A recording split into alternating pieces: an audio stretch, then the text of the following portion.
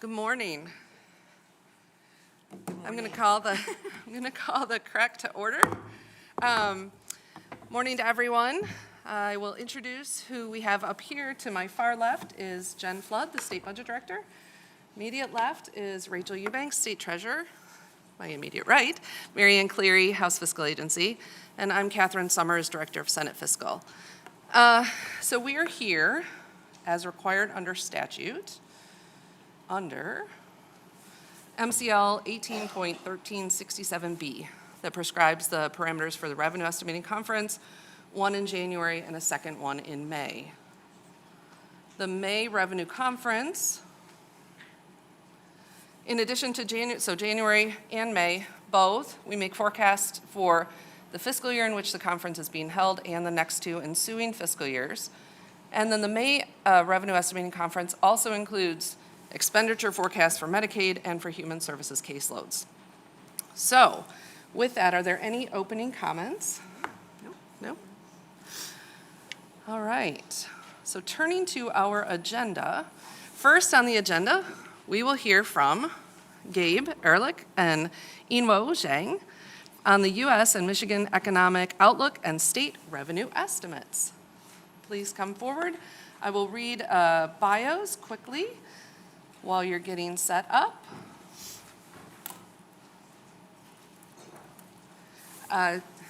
Dr. Ehrlich is an economic forecaster at U of M, where he's the director of U of M's RSQE, the Research Seminar in Quantitative Economics. His work has been discussed in The Economist, The Financial Times, The Washington Post. He's published articles in the New England Journal of Medicine, the Review of Economics and Statistics, Journal of Urban Economics, Journal of Health, Politics, Policy, and Law, and more. Prior to joining RSQE, Gabe worked in the Financial Analysis Division at the Congressional Budget Office. He received his PhD in economics from the University of Michigan. Inwo is a senior economist at RSQE, where she contributes to U.S. forecasts and helps implement cutting-edge machine learning forecasting methods.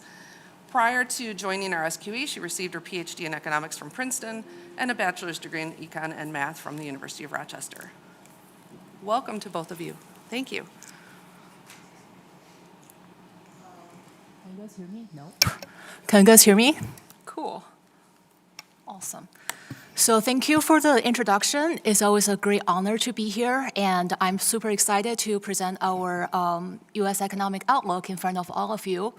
And before I start, I just wanted to acknowledge that this is truly a joint piece of work, the U.S. and the Michigan outlook, with my wonderful teammates, Jacob Burden, Alex Boca, Gabe Ehrlich, Don Grime, Dan Maniakov, and Mike McWilliams. And I will kick us off with our U.S. forecast, and Gabe will present our Michigan forecast, and we'll be taking questions jointly. So I wanted to start with a summary of where we are for the U.S. economy before going through our forecast and with underlying policy assumptions. So first, I wanted to begin with real GDP growth. So here I guess this doesn't work. The solid blue line here on this chart shows the quarterly annualized pace of real GDP growth. And entering 2026, the U.S. economy continued to expand. Headline GDP growth grew at an annualized pace of 2% in the past quarter. And aside from the reopening of the federal government, which helps lift the government sector's contribution, which is in the red bar on this chart, it helped lift to 0.7 percentage points. Domestic demand appears to be fairly solid. So it's represented by the summation of the maize and blue bar on this chart, and it's the contribution of the final sales to private domestic purchasers, which added 2.2 percentage points to the headline growth, which was a step up from the previous 1.6 percentage points. So we have been seeing some AI-related capital investment for some time in NIPA data, and the blue line here shows the year-over-year growth rate of real investment in computers and peripheral equipment. That rate averaged more than 50% from the first quarter of 2025 to the first quarter of this year, it is a pace on par with the 1990s tech boom. And in fact, the most recent period in which the 5-quarter average of the year-over-year growth exceed 50% was in the mid-1990. If you can see from the chart, it's like the second highest bump in the blue. One crucial difference, however, I wanted to make a note is that this time imports seems to be playing a larger role in this run-up. And the maize line here is a crude measure and is an effort to try to illustrate this point and should be taken more on just on the direction level. So what am I plotting in the maize line? It is the ratio of nominal imports of computers and peripheral equipment to private final domestic purchases of information processing equipment. So which is the sum of private fixed investment and final consumption expenditure on those equipment. So think about computers that we bought from Best Buy. And as the maize line illustrates, this ratio has risen sharply and now stand well above the level we've seen in the mid-90s. And for those of you who look at the axis on the right, you may notice that this ratio exceeds 100% from time to time. And this is because not all imports enter private final purchases. For example, like some of the semiconductors might go into inventories, which is not in the denominator, and not all chips enter to computer. Some of the chips enter cars, which is not represented in the denominator. So that's why I say it should be more taken as a direction rather than taking it in the literal face value. Nevertheless, publicly announced capacity expansions by chip makers and server manufacturers suggest that we're still at the early stages of the AI expansion in terms of capacity building. So if those projects come to fruition as planned, the momentum of AI-related capital investment could persist over quite some time. So the spike in oil prices is pretty visible from CPI and PCE reports. And year-over-year CPI reading in energy that includes gasoline and fuel oil jumped to 29% in April from an overall negative trend. However, the annualized monthly pace of that metrics has decelerated a little bit in April. So on this chart, I just wanted to remind you that sort of the negative trend we were in before the war with Iran.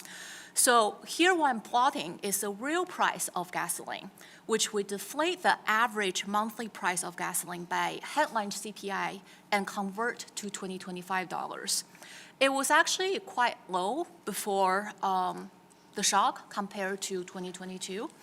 And in addition, we believe the U.S. economy is likely to be better shielded from oil price shock than it was in the 70s because of improved energy efficiency and just a larger domestic energy sector. So hopefully this time the impact will be more limited unless the war with Iran escalates. So beyond energy inflation, a more worrisome to us trend is really the recent reacceleration in core inflation. So here, what I'm showing you is core CPI inflation year over year in maize and core PCE inflation year over year in blue. So between March and September last year, core PCE inflation averaged roughly 2.5% at an annualized rate. However, from December last year to March this year, that metrics had jumped from 2.5 to 4.3%. And core inflation is typically considered to be more indicative of where inflation is headed. So it's not surprising that several FOMC members prefer to stop signaling rate cuts or the next thing on the table going forward. I also wanted to make a note that the year-over-year core PCE inflation has been running ahead of year-over-year CPI inflation for 5 consecutive months. This can be seen by the increasing gap in the blue and maize. As you can see from the chart, typically the maize is above the blue, but recently it has been reversed. And this is because those two price index have different weighting and scoping. For example, shelter as a component takes a larger share in the CPI compared to the PCE price index. And in terms of scoping, one example would be that PCE price index actually include expenditures not paid by consumer directly, such as Medicaid, Medicare, whereas the CPI does not. I do wanted to make a note that this time there's some additional wrinkle involved in this story. That is, the price of computer software and accessories actually shoot up, and this could be driven by the surge in chip prices due to increasing AI demand, and that component alone has a bigger share in the PCE price index than in the CPI. Going forward, we do expect core PCE inflation to eventually fall back, so this reverse come back to maize over blue. And the bias introduced by the federal government shutdown last year was finally resolved following the release of the April CPI. So going to the labor market, the headline unemployment rate shown in blue line has appeared to be steady between 4.3% to 4.4% recently. And the broader U6 unemployment rate measure, which is in the maize line, has edged up slightly in recent months, reflecting more people employed part-time unable to find full-time jobs due to economic conditions. The unemployment rate remains roughly flat, partly because the labor force participation rate has been trending down. And this trend is particularly pronounced among men over the age of 65. Going to payroll employment gains. So recent payroll job gains have been volatile, but overall it's been encouraging.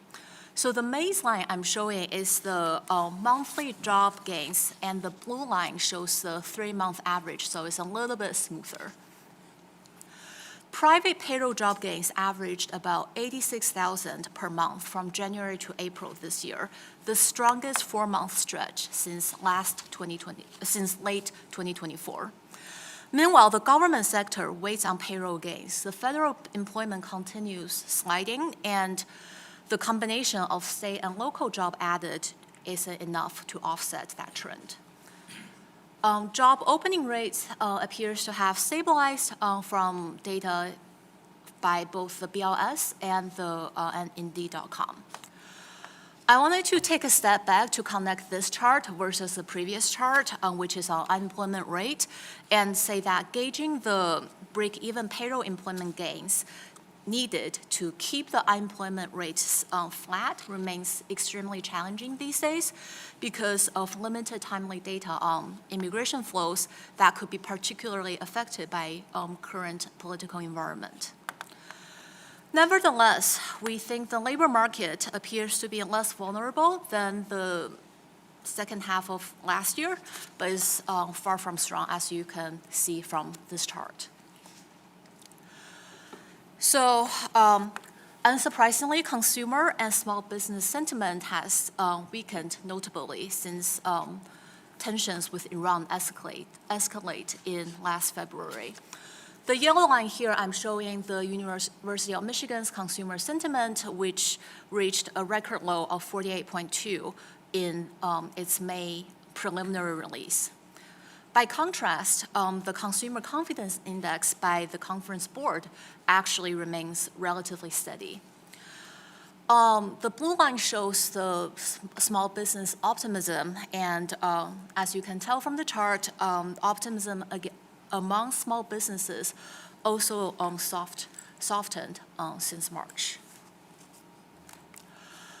On a positive note, the PMI, which is the Purchasing Managers Indices, for both manufacturing and show in maize and services, show in blue, have actually remained above the 50-point threshold for expansion since January, despite the ongoing war with Iran. I wanted to particularly highlight the maize line, which is the manufacturer index, because it's so relevant to Michigan's economy. It has now remained in expansionary territory for its longest stretch since November 2022. However, manufacturing firms continue to report slower supplier deliveries, likely due to supply chain disruptions. Nevertheless, increases in new orders and production have helped supporting the overall manufacturing performance, and the services sector appear to hold up pretty well. Residential market overall remains pretty tepid. The NAHB Wells Fargo Housing Market Index in blue slid further away from the neutral level of 50 in April as builder optimism for near future dissipated with low sales expectations. The MBA Purchase Application Index in maize has also softened since January. So a lot of charts have been presented, but let me summarize with some key takeaways. Overall economic data remain noisy and against the backdrop of geopolitical tensions, challenging to interpret. Recent reacceleration in inflation is unsettling, but the labor market is showing signs of firming again. Data over the next few months will be critical in determining how much the energy-driven price hike passes through core inflation and whether the labor market continues to strengthen. The development in the Middle East will continue to complicate our outlook. With that, let me lay out our policy assumptions.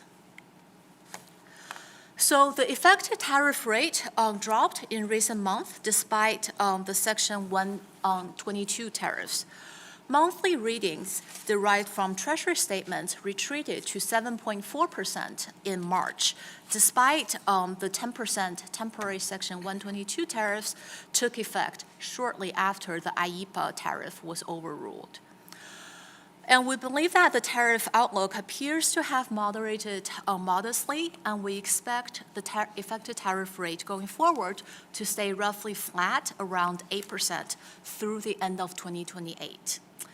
Meanwhile, we do not expect the recent U.S. Court of International Trade ruling against the temporary Section 122 tariff to materially affect near-term tariff rates because the appeals process is likely to extend beyond the tariff statutory window, which is 150 days. And there are a couple reasons why we think tariff rate might stabilize. For one, on one hand, existing deals and active negotiations suggest that large tariff jumps appear less likely compared with a year ago. On the other hand, there are also 60 ongoing Section 301 investigations against a lot of our major trading partners that could provide the new basis to sustain a higher tariff rate. In addition, we pencil in about $160 billion IEEPA refund to be paid out in this quarter and next quarter. And we assume most of them go to businesses instead of consumers. Meanwhile, we do not anticipate any meaningful change to the existing USMCA framework. Going to monetary policy, the Fed fund rate has been in the range of 3.5% and 3.75% since mid-December last year. And the April FOMC meeting presented the highest level of dissent since 1992. We believe that the Fed is likely to remain on hold throughout this year. On one hand, risk in the labor market appears to have subsided compared to the second half of last year. On the other hand, the Fed will watch closely on the progress of recent core inflation and assess whether higher energy prices trickle down to core inflation. The incoming Fed chair could shift communication and policy strategy but we believe near-term rate decisions will likely depend on committee members. And all in all, we expect a gradual return to neutral range, 3% to 3.25% by mid-2027. So that represent 2 more 25 basis point cuts. Going to fiscal policy assumptions, there have been little sizable fiscal actions since the One Big Beautiful Bill. And the reopening of the federal government added about 0.6 percentage points to the overall real GDP growth in the past quarter. So far, progress on the next fiscal year's federal budget has been limited, and the president recently released his budget proposal, which we took directionally. So as a result, we assume continued strength in defense spending and modest growth in non-defense discretionary spending. We believe a divided government might return next year, and it could make passing large fiscal reforms harder. As a result, with no significant increase in revenues in sight and interest rates remaining elevated, the deficit to GDP ratio stays around 6% throughout our forecast period. So to summarize, before I jump into our forecast, the U.S. economy appears to be on a solid footing despite renewed inflation pressure, slow job growth, elevated geopolitical tensions, and substantial policy uncertainty. Our outlook assumes no further escalation with Iran and the reopening of the Straits of Hormuz in the next few months. As a result, a brief period of elevated inflation will likely erode consumers' purchasing power, but AI-related capital investment could play a larger role in sustaining growth over the forecast period. With that, let me turn to our latest U.S. economic outlook. So we expect economic growth to pick up in the current quarter, which is this little poke after the forecast line, supported by solid momentum in business fixed investment and larger tax refunds that help sustain consumption in the face of higher energy costs. Real GDP growth accelerates to a 2.6% annualized pace. We project headline GDP growth to take a breather in the next quarter. The quarterly annualized pace edges down to 1.9% with, it does work, so it's here. The quarterly annualized pace edges down to 1.9% with the unemployment rate rising and elevated inflation weighing on consumption growth, which is sustained partially by a declining saving rate. With policy close to the neutral range, a meaningful increase in productivity keeps growth above 2% through 2028. Therefore, calendar year growth in May's bar registered 2.2% this year, then 2.1% next year, and 2% in 2028. The headline unemployment rate in blue have remained steady since January. The large step down in the labor force in the labor force participation rate, which is right here, actually reflect population control that the Bureau of Labor Statistics does every year.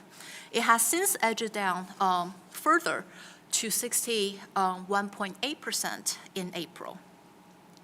We expect the labor market to remain largely balanced amid uncertainty surrounding the impact of the oil shock on economic activity.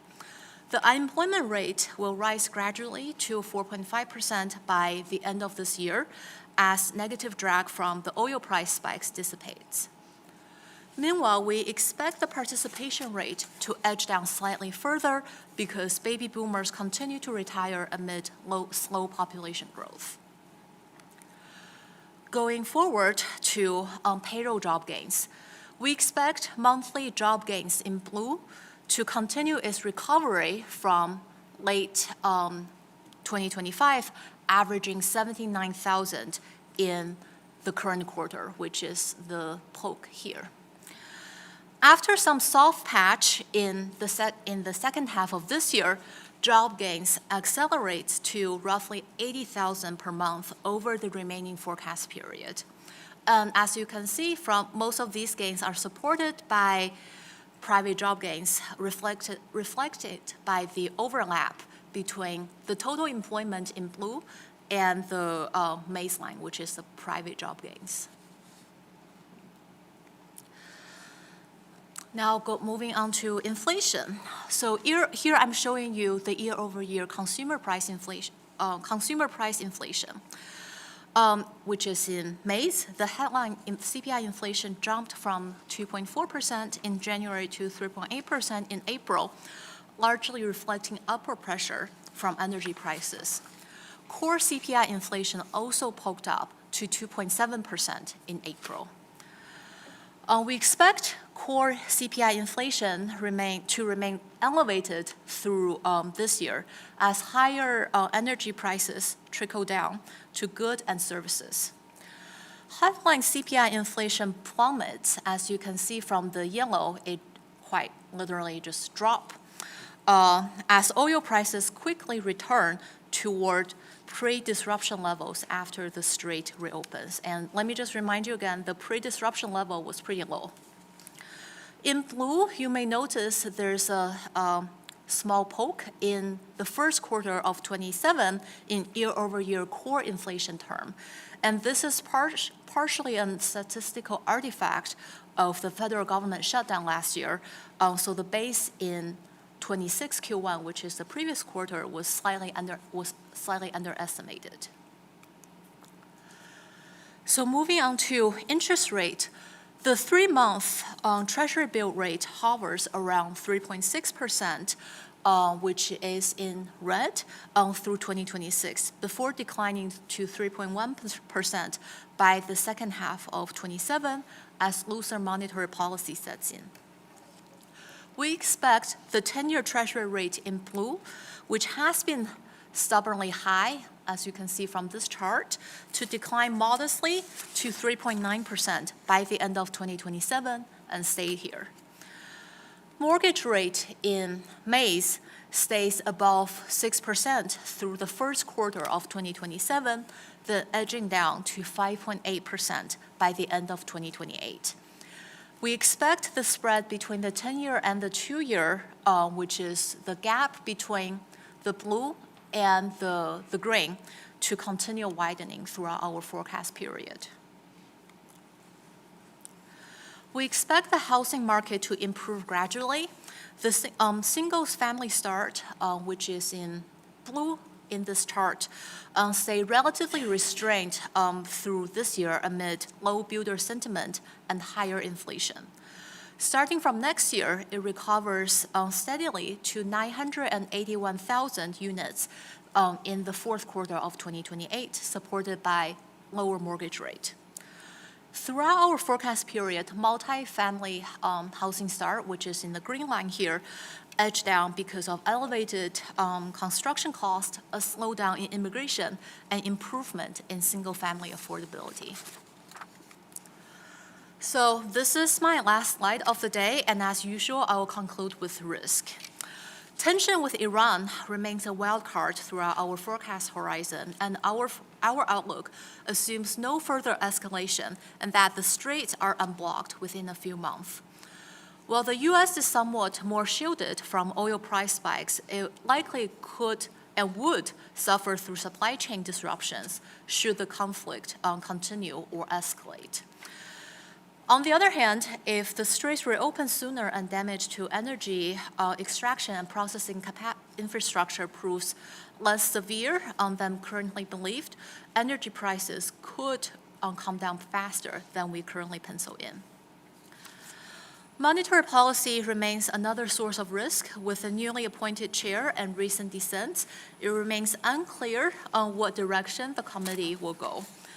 The financial market is pricing in a lengthy pause in rate cuts than we currently have, and committee will likely need to decide if they want to attend to the labor market through looser policy or they need to stand against the pickup in core inflation. AI is just another kind of risk being presented to our outlook. It's just, as I showed in our charts, it's hard to tease out the value added from AI-related capital investment to real GDP growth because it requires some detailed input-output table to trace down where those imports actually enter in domestic production. And it's plausible that official data will take years to properly measure the impact of AI on spending and productivity. And another wild card is just how growing AI adoption could affect labor demand and inflation pressures. There has been a small but growing literature talking about AI's adoption on the labor market. The evidence is relatively inconclusive, as if anything, it's on the small side than a lot of people had feared.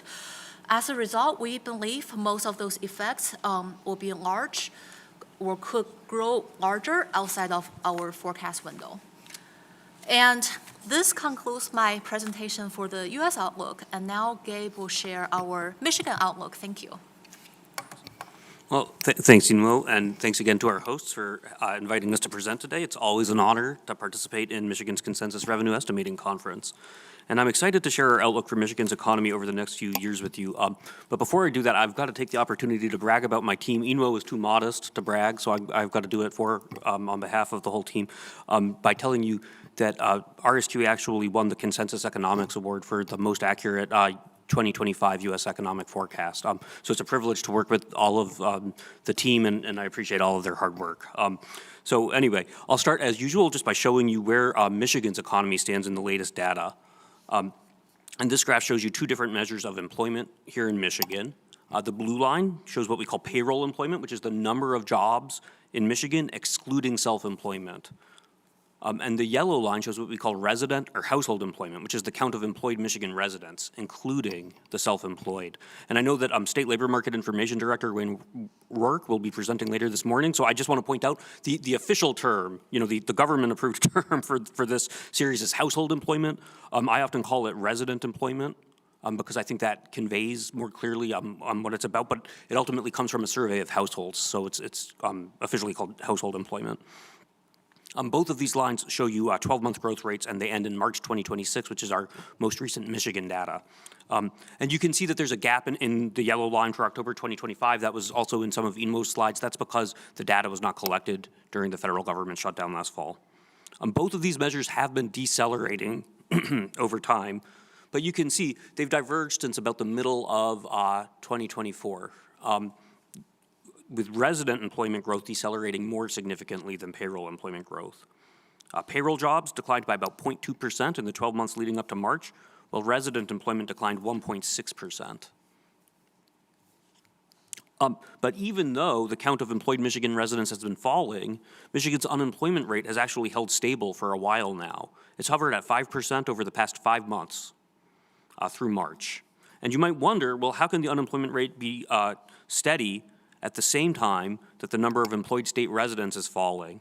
And the reason is that the state's labor force has also been declining. And I know that Wayne is going to be talking about that issue in detail, so I'm not going to dwell on it here, but that's what resolves that puzzle.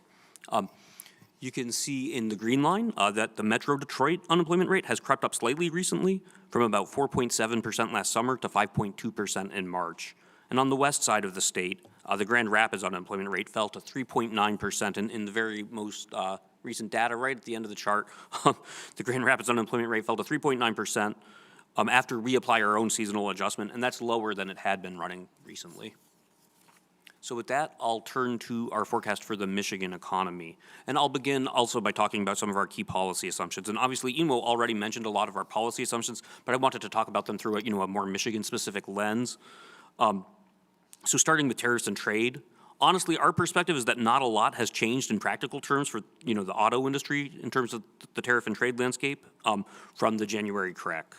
We don't expect the Supreme Court's decision on the IEEPA tariffs to have an overwhelming effect on the auto industry because most auto tariffs were enacted under different authorities.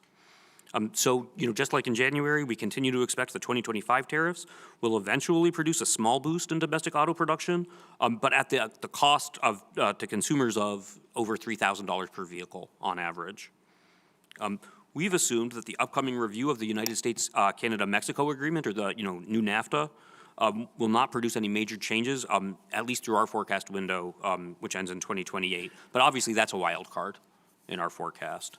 And I'll also note, as I did in January, that corporate average fuel economy penalties have been effectively eliminated over our forecast window, and we would expect that to boost the Detroit 3's share of the light vehicle market, all else equal. And then finally, cuts to Medicaid do kind of loom on the horizon at the end of our forecast, really especially as we get towards the end of 2028. Okay, so with that, I wanted to switch gears and come back to oil prices and gas prices. We've received a number of questions recently about what the recent jump in gas prices means for Michigan's economy. And it's a really important and natural question, given the importance of the local auto sector. And so here I'm showing you the price of a barrel of West Texas Intermediate crude oil going back to 1970, along with our forecast through 2028. And just like Inmo did, I've adjusted these prices for overall inflation to show the price in 2023 dollars.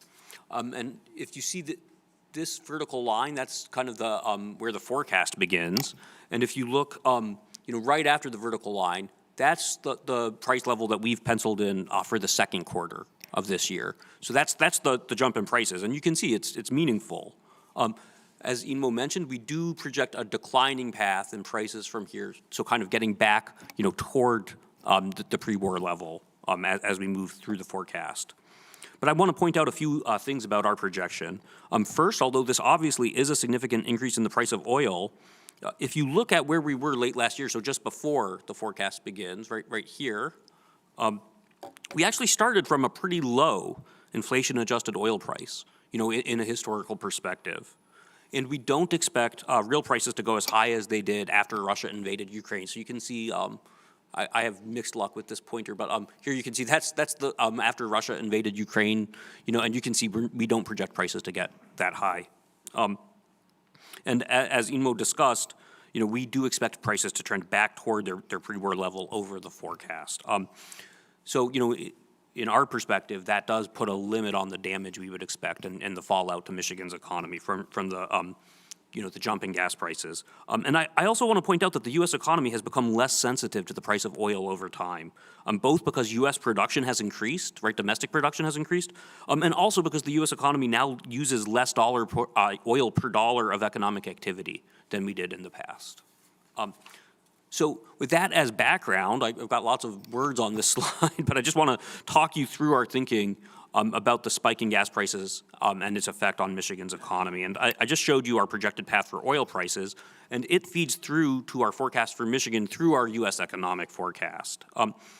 And as I mentioned, the U.S. economy has become less oil sensitive over time, but you might naturally suppose that Michigan's economy is more exposed to oil prices because of the importance of the local auto sector.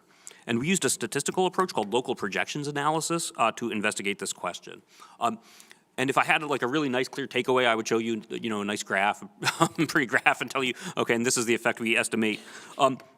Ultimately, we concluded that the statistical evidence was mixed. There were large confidence bands around the results, and depending on the specification, we really could get, a wide range of results.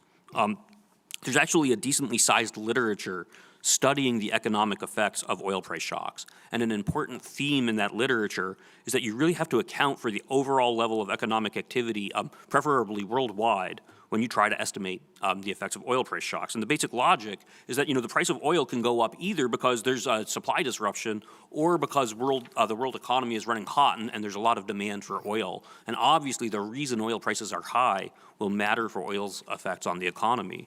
And so when we did control for broad measures of global economic activity in our analysis, the results generally did not indicate excess sensitivity for Michigan's economy or our manufacturing sector to oil prices. That being said, I don't have overwhelming confidence in this result.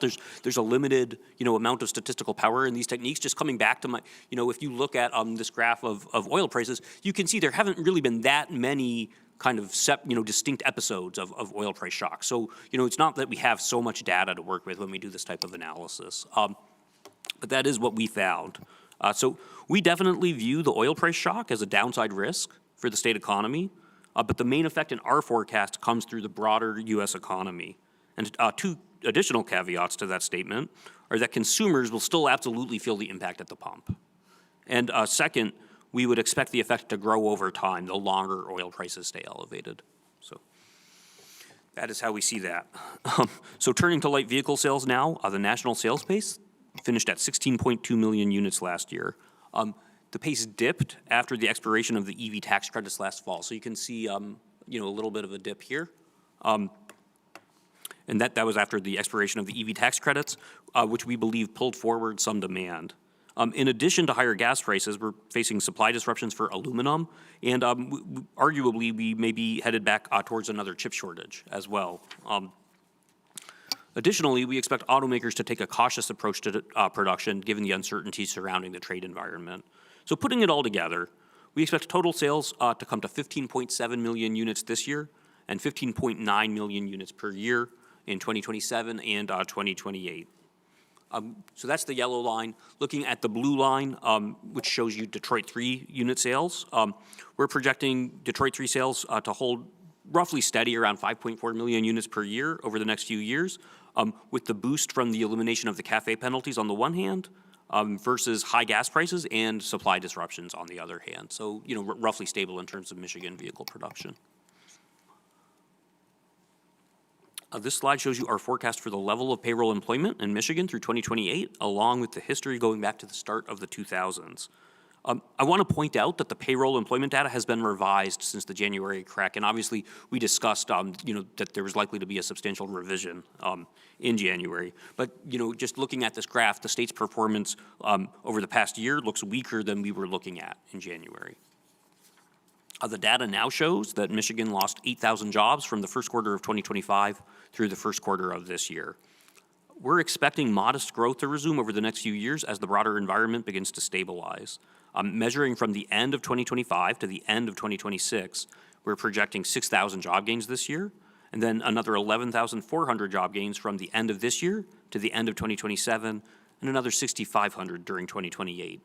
Just as an aside, because we often report calendar year averages, we do expect Michigan to lose about 5,900 jobs this year on a calendar year basis, just average 2025 employment level to average 2026 employment level, because we already have job losses, in some sense baked in from the recent decline. Our forecast takes Michigan's payroll job count to 1.4% above its pre-pandemic level by the end of 2028, but it remains 4.1% below its all-time peak from the second quarter of 2000. In terms of the different industries driving our forecast, the story really hasn't changed a ton from what we were projecting in January. As usual, here I've broken down all of Michigan's industries into two groups, what we call the cyclical industries in the yellow line and what we call the non-cyclical industries in the blue line. And without going through the complete industry definitions, the non-cyclical industries are primarily service sectors such as government, health, and leisure and hospitality.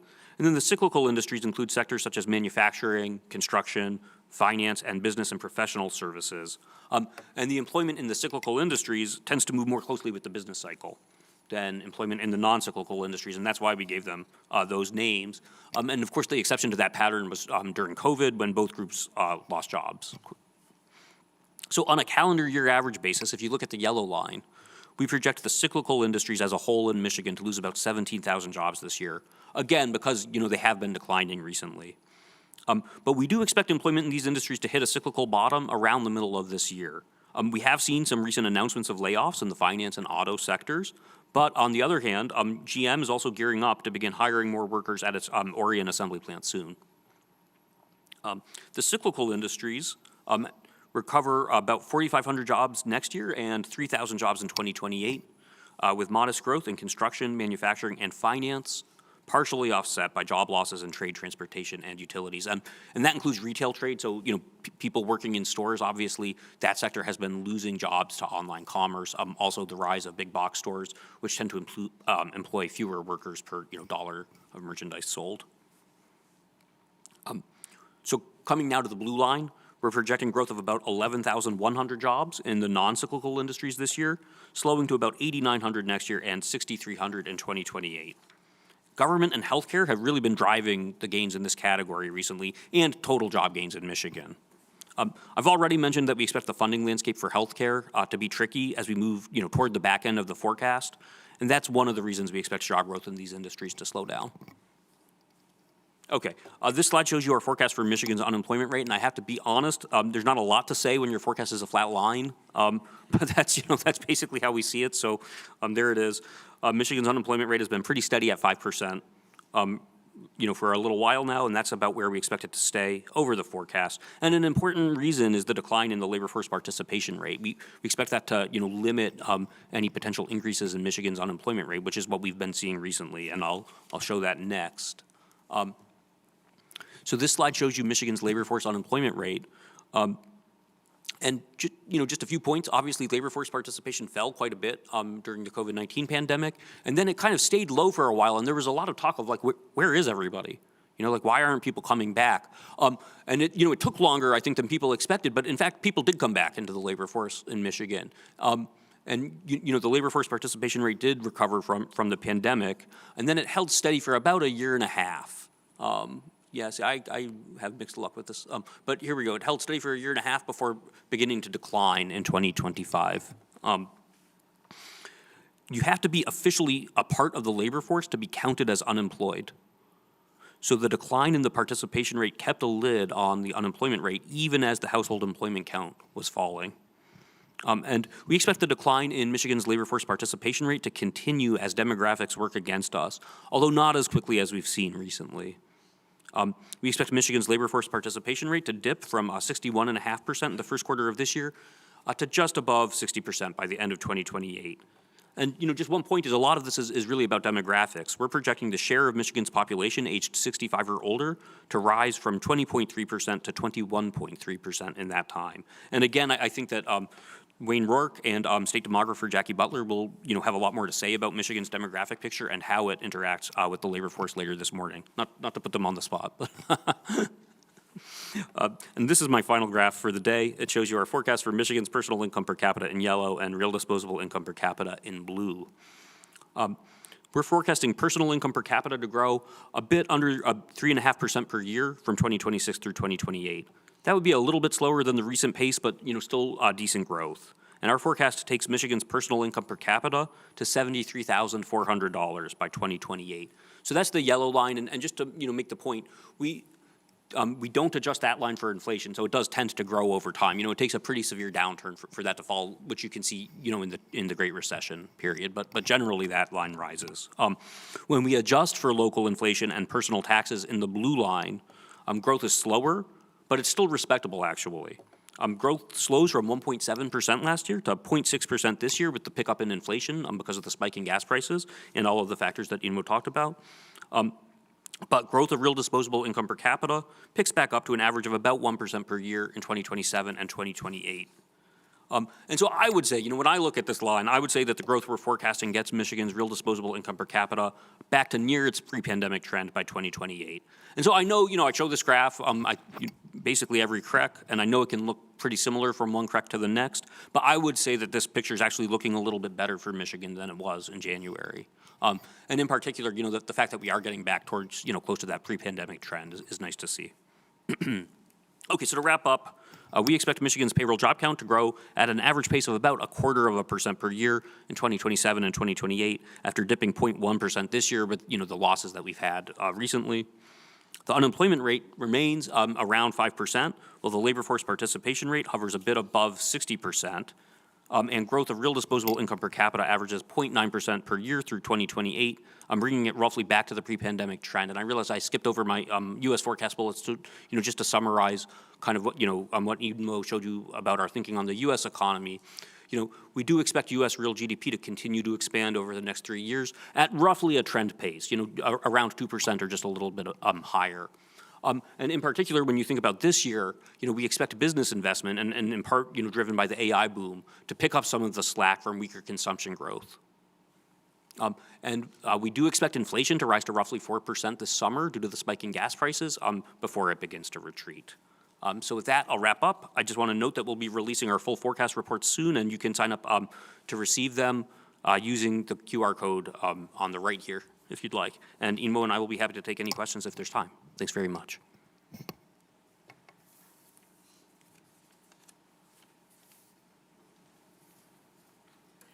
Thank you for the presentation, always very interesting, and congratulations on your forecasting award. That's quite an honor. So talking a little bit about gas prices and how that may impact consumer spending. I mean, I know you've got a forecast that sort of assumes that gas prices are going to be declining here sort of momentarily. And I mean, are you expecting that consumers in the midterm to, near term are finding other ways to prop up their consumer spending, or are you expecting to see consumption patterns that sort of mirror gas prices? Yeah, so from the US side, I would say that consumers for the next couple quarters, we expect, like this quarter, some of the consumption growth is being supported by a larger tax refund from the One Big Beautiful Bill. But going forward, we do expect to see a slightly lower saving rate. So people could potentially tap into their saving to sustain their consumption, and consumption growth contribution to the overall headline growth is slightly weaker compared to its usual contribution. So yeah, they just kind of short answer is that they tap into their saving to sort of sustain, but we don't expect consumption to actually decline in any sense. Yeah. Just one thing to add, I saw an article, it was either the New York Times or the Wall Street Journal, I don't recall, but in addition to tapping savings, of course, people might turn to credit, and we are starting to see some signs of that.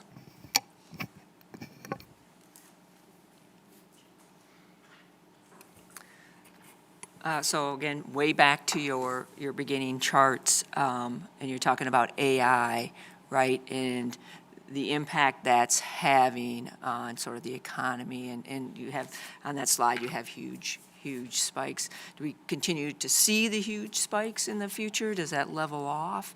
And then secondly, kind of sort of the same, but not really the same, is the chips, right? The AI companies are using the chips. And what does that do to the consumers who need it in their cars and that? I've read a couple things that potentially is an issue coming. Are you seeing that? Or any thoughts on that? Yeah, thank you for the question. So the spike, the growth rate has been really, it's wild. It's skyrocketed. We do expect the growth rate to continue sort of at a similar momentum. And as for the import share, it's just harder to predict. We'll continue to assess like the incoming data, but we do expect a lot of the investment will be offset by import. So we do expect to see import growth to continue, chips being imported from overseas. And as in terms of how the AI frenziness has sort of spread over to consumers, one thing I sort of mentioned to the gap between PCE inflation versus CPI inflation is that, so we have seen some price spike in computer accessory and software cost, and that actually mirrors the chip prices that, like memory card that consumers can get either for their, personal drive or computers. Those prices have climbed up since January. And I think it kind of peaked in March, and it's like since then it's been trending down. So I think for the April CPI report, we are seeing some sort of those related categories, prices has mirrored that, declining trend, but we suspect some of the, potentially chip shortages are also affecting consumers through like those computer purchases and like drive prices.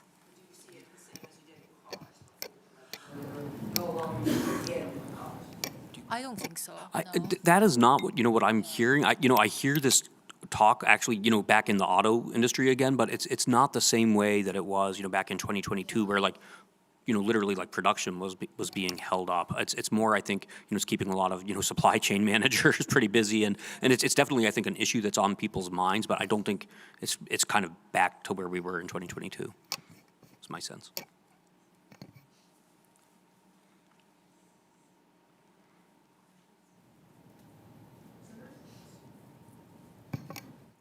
Thank you. I appreciate being here. Gabrielle, your last chart, that one, do you see the inverse of disposable income versus the actual income? And you can see that the gap where you actually had more spending money, but you earned less money from 2000. To me, that's really concerning that your disposable income has gone down so much. Is that like due to the cost of living? Yeah. Or what attributes to that over the last 20 so years? Yeah, let me, so just to describe what we do here. So the yellow line is just its total personal income here in Michigan per person. And so we're not adjusting for inflation, we're not adjusting for taxes. And so, it tends to rise, just with inflation, with just, the economy grows, incomes grow.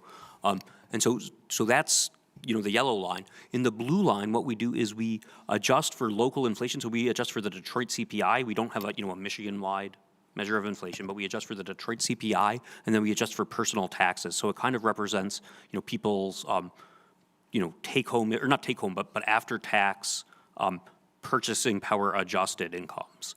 And so the biggest thing here is obviously inflation.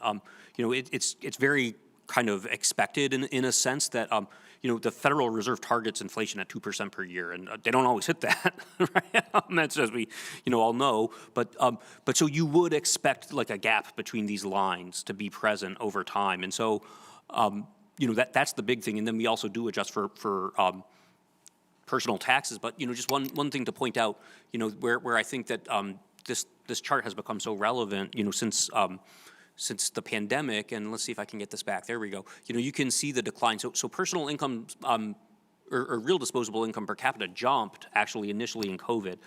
That was because there was so much stimulus, right? And so when that stimulus ended, and also when inflation picked up so rapidly in 2022, you can see the big decline, right? And so we've kind of been digging our way out of that. And, now from our perspective, we're kind of getting back onto that pre-pandemic trend in terms of people's, disposable purchasing power. But that's kind of the patterns we see.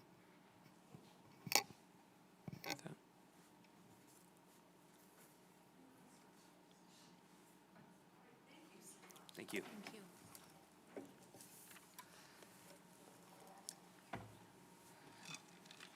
All right, now we will turn to, let me get the agenda up. Perspectives on Michigan population demographics and the labor market. This will be Jacqueline Butler and Wayne Rourke, and I will read bios while they make their way up here. Dr. Jacqueline Butler is the state demographer for Michigan. In that role, she leads the demography team in the Michigan Center for Data and Analytics and serves as state liaison for several Census Bureau programs. Dr. Butler returned to her home state after completing her PhD in demography and rural sociology at Penn State. Wayne Rourke is the Labor Market Information Director within the Michigan Center for Data and Analytics. He oversees several of Michigan's cooperative agreements with the U.S. Department of Labor to produce the state's official labor market, employment, and occupational statistics. He brings 25 years of public service in labor economics, spanning various state agencies. Welcome to both of you. Thank you. Yes, thank you for having us. It's a pleasure to be here. Dr. Butler and I are going to be sharing some of the labor market trends that we're seeing and some of the population trends kind of in a couple separate slides. So both of us here work in the Center for Data and Analytics. The center is the state's agency that helps analyze data and provide evidence-based decisions for our state partners, internal and external. What we do, we have a few teams on our staff at the center. The research and analytics team does some of the advanced research. We have a privacy team that protects our state's data. A demography team led by Dr. Butler here that liaisons with the Census Bureau and advises on population and demographics. And myself leads the labor market information team. We produce the official unemployment and employment statistics for the state with the U.S. Department of Labor. I'm going to give the labor market update portion of this. Some of the takeaways I want you to walk away with today is the labor market's been relatively stable for the last couple of years. As you heard earlier, the unemployment rate and payroll job totals have been little changed. There are some industries that have shown some growth, Things like healthcare and government have been offset by declines in manufacturing and trade. And the state's labor force has declined pretty significantly starting in 2025. An increasingly larger number of those exits are due to retirement. First, let's go over payroll jobs. So Michigan did recover all the payroll jobs from the pandemic, but for more than 2 years now, we've been under 4.5 million jobs. There's really been no upward momentum, and we've actually seen some slight softening in recent months. And this stagnation is not unique to Michigan. The U.S. payroll job growth has also slowed substantially as well, and it's now showing the same kind of flattening. The average monthly job growth for Michigan in the last few years has been coming down as well. So you can see that in the last few years, it's been coming down by levels, and then in 2024 and 2025, it's been essentially flat and even slightly negative on an average month. The U.S. is showing the same sort of deceleration. It started at a much higher monthly job growth, but even in 2025, that growth has been down to near zero, and you can see that the U.S. is also experiencing the occasional monthly job loss as well. 2026 has shown a few strong months in the U.S., so it's yet to be determined if this is a turning point or if job growth will be stronger, at least nationally. To reset expectations on some industries, looking across Michigan, there's really been only 2 sectors that have gained jobs over the year, private education and health services and government. And within those sectors, it's essentially just the health services portion that's gained jobs, and within government, it's not federal, which lost jobs last year, it's the state and local government portions. Going through unemployment, as you were seeing earlier, it's been pretty stable between 4.9 and 5.3% for a year and a half. It's slightly above the U.S. rate, but both series have been relatively flat, with the U.S. or with the Michigan at 5% for 5 months now. And the rate is slightly lower than it was at this time last year when it was 5.3%. The U.S. rate flattening out has been hovering around 4.3% for almost a year. And remember that there is that break in October in a lot of our data because of the federal government shutdown in the survey that collected this information. Looking within unemployment, there's been about 250,000 people unemployed within the last year as well, which has been relatively flat. This total is only slightly down from March of last year. And remember, to be considered unemployed in this survey, you have to have actively looked for a job in the last 4 weeks. Anything longer than that, you would be considered out of the labor force. And also remember that you really don't have to be collecting unemployment insurance benefits. There's lots of reasons that people are unemployed and not collecting benefits. Earlier, you saw some of the trends in payroll jobs from the business survey. And those were relatively flat with a slight downward decline. Now we're looking at employment from the household survey. So unlike payroll jobs, the household employment here has been steadily falling. It's down 77,000 or 1.6% in just the past year. This captures groups that the payroll job survey misses, such as the self-employed. It's got some agricultural workers and independent contractors. And while this survey is much smaller and has wider margins of error, especially month to month, it is showing a significant downward trend overall. And this directly feeds into the shrinking state's labor force, which I'll talk about next. So the state's labor force is simply those employed plus those unemployed that are actively seeking work from the household survey. That's the numbers I just showed you, the employed plus the unemployed. So together, the big declines in the household employment and the smaller dips in unemployment totals mean that the state's labor force has shrunk 93,000 workers in just 1 year. With payroll jobs and unemployment being relatively flat, this is one of the most significant and important movements in Michigan's labor market right now. And while demographics play a major role, the declines are also happening in context of some of the economic headwinds, the slower job growth, the rising costs, and a little bit of labor demand softening that you heard about earlier today. So the labor force drop here likely reflects both demographic and some economic factors. When we zoom out and look at the labor force over the last 50 years, you can see that the labor force isn't unusually small in recent years. It's close to our historical high points that we saw in early 2000s.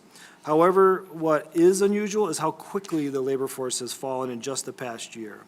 So historically, Michigan's labor force rises and falls slowly with the long economic cycles, but this recent drop of more than 90,000 workers in 1 year is one of the steepest declines we've seen outside of a major event. The labor force participation rate over this same long 50-year period is on the graph now. It peaked around 2000 as well and has been trending downward ever since. And we attribute the early 2000s decline in Michigan's, to Michigan's economic cycles, especially what we saw in manufacturing in that decade. And that certainly played a major role. But there's a second less talked about factor with enormous long-term implications, is this is when the first baby boomers began turning 55. So once people cross that 55 age threshold, participation in the labor force naturally starts to fall. When an entire oversized population hits that threshold, there's a huge downward pressure on the state's participation rate. And as of 2024, a third of the state's population is over 55. So fast forward to today. In 2026, the youngest baby boomers will be turning 62, while the oldest will be turning 80. And these are the ages where labor force participation falls off rather quickly. So, and that matters for a couple of reasons. As this large cohort leaves the labor force in growing numbers, it's going to directly reduce Michigan's overall labor participation rate. And second, as the boomers age into their late 60s, 70s, and 80s, it's going to put much more pressure on things like advanced elder care and our healthcare industry. And so these demographic factors are happening at the same time Michigan is experiencing its broader economic pressures. So this recent decline is certainly, most certainly a combination of both of those. Looking at just the last couple of years in labor force participation, the U.S. is starting to see this decline as well. So Michigan's participation rate fell by 1.4 percentage points, and the U.S. fell by a little over half of a percentage point since March of last year. And so we're trying to track who is leaving the labor market. When we look at the rates underneath, it's the workers that are under 55 are essentially participating at or above the levels they were pre-pandemic, but those populations of workers are getting smaller. So for the 55-plus population, participation is trending downward, and even small declines in participation among that group lead to large labor force losses. Here's a breakdown of the status of those in the labor force and not in the labor force for a few select years. On the left are those that participate in the labor force, that make up Michigan's roughly 60 to 62% participation rate. Those are the numbers we've been talking about and I've been showing you. Those are the people that have been employed or unemployed and looking for work. On the right are those not in the labor force. And people are not working or looking for a job for a lot of different reasons given here. And while there are many different reasons, being retired is one of the most prevalent every year, and you can see that it has been growing over this graph. And when we pull out and look at just retirements over the last 25 years, this trend has been increasing over time. So Michigan in 2025 had just over 1.8 million retirees, which is 670,000 more than it did 25 years ago. And retirees now make up 22% of the state's 16 and over population. The share and number have both been increasing steadily, and this helps explain a little bit why participation is falling. A growing share of our population is no longer working, not necessarily because of weak labor demand, but because they've aged into that retirement population. So I'll leave you again with my key takeaways. The unemployment rate and payroll jobs have been relatively flat over the last few years. There have been some movement in the industries. Healthcare and government have been growing, while declines in manufacturing and trade have been offsetting that growth somewhat. And the state's labor force has been declining for about a year and a half now, and a larger share of those exits are due to retirement. Here's a few additional resources that we left on the slide for labor market information. And for now, I'm going to turn it over to Dr. Butler to share population.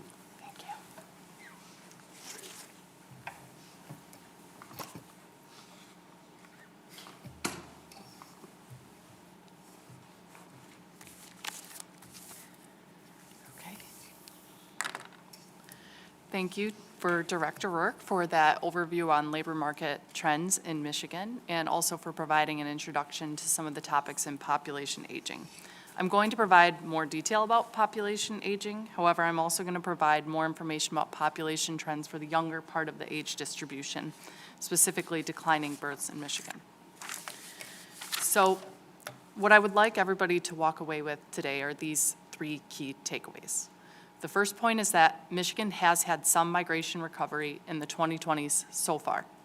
However, natural decrease dynamics, that is, decreasing births and increasing deaths, will likely contribute to the state's slow population growth or potential population decline through 2030. For the second point, population aging is pronounced in Michigan, even relative to other states, and will continue impacting the labor force and potential tax revenues for the state. So once I've covered the population trends in point 1 and then covered some fiscal implications in point 2, I'm going to discuss what we need to do about it and what we need to start thinking about in 2030. That's when we'll have the 2030 census, and key census operations are starting as early as next year, specifically the updated census address list. And this matters because it directly impacts the census count that distributes billions of federal and state dollars on an annual basis.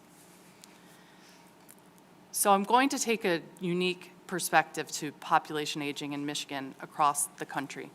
Here's a map of the 50 US states, and it's showing the largest generation in each of those states. So it has the baby boom generation, millennials, and then the youngest generation on this map, Gen Z. As you can see, Michigan is among 15 states where baby boomers are the largest generation. However, population aging is not unique to Michigan. Michigan and the nation are projected to continue aging through 2050. However, Michigan's median age of 40.1 ranked 13th highest in the nation in 2020 is projected to remain higher than the nation through 2050. We all are aging. This is a phenomenon that's occurring in the US. It's occurring across global regions. However, it's just the rate and pace that varies, as you can see by this map. In Michigan's case, we have pronounced aging for 2 reasons. We have a large generation at the top of the age distribution. The baby boom really boomed in Michigan. We had higher total fertility rates even than the nation during that period. And the second factor is we have not had the same replenishment at the bottom or younger part of the age distribution that other states have had, either through higher total fertility rates and/or young adult migration gains. Now, in order to understand the dynamics at that map, it's important to look at the dynamics of population change. There's 3 ways a population can change over time. That's births, deaths, and migration. When there are more births than deaths, this is referred to as natural increase. When there are more deaths than births, this is referred to as natural decrease. And that total net migration consists of the international component as well as the domestic component, which for states is movement between other states. So here we're looking at births, deaths, and that combined natural change component in Michigan from 1900 through 2024. When we start with births in the green line, we can see that Michigan had peak baby boom in 1957, where the state had approximately 208,000 births. In 2024, Michigan had about 99,000 births, so the number of births has more than halved over that long-term time horizon. When we look at the number of deaths in orange, we could see that the number of deaths has steadily increased in the state over time. Now, part of this is simply a function of increasing population. When you have more people, there will be more deaths. However, you can see a protracted increase in the number of deaths starting in the 2000s, and this is due to the aging of a large birth cohort, the baby boomer birth cohort, aging into high mortality years.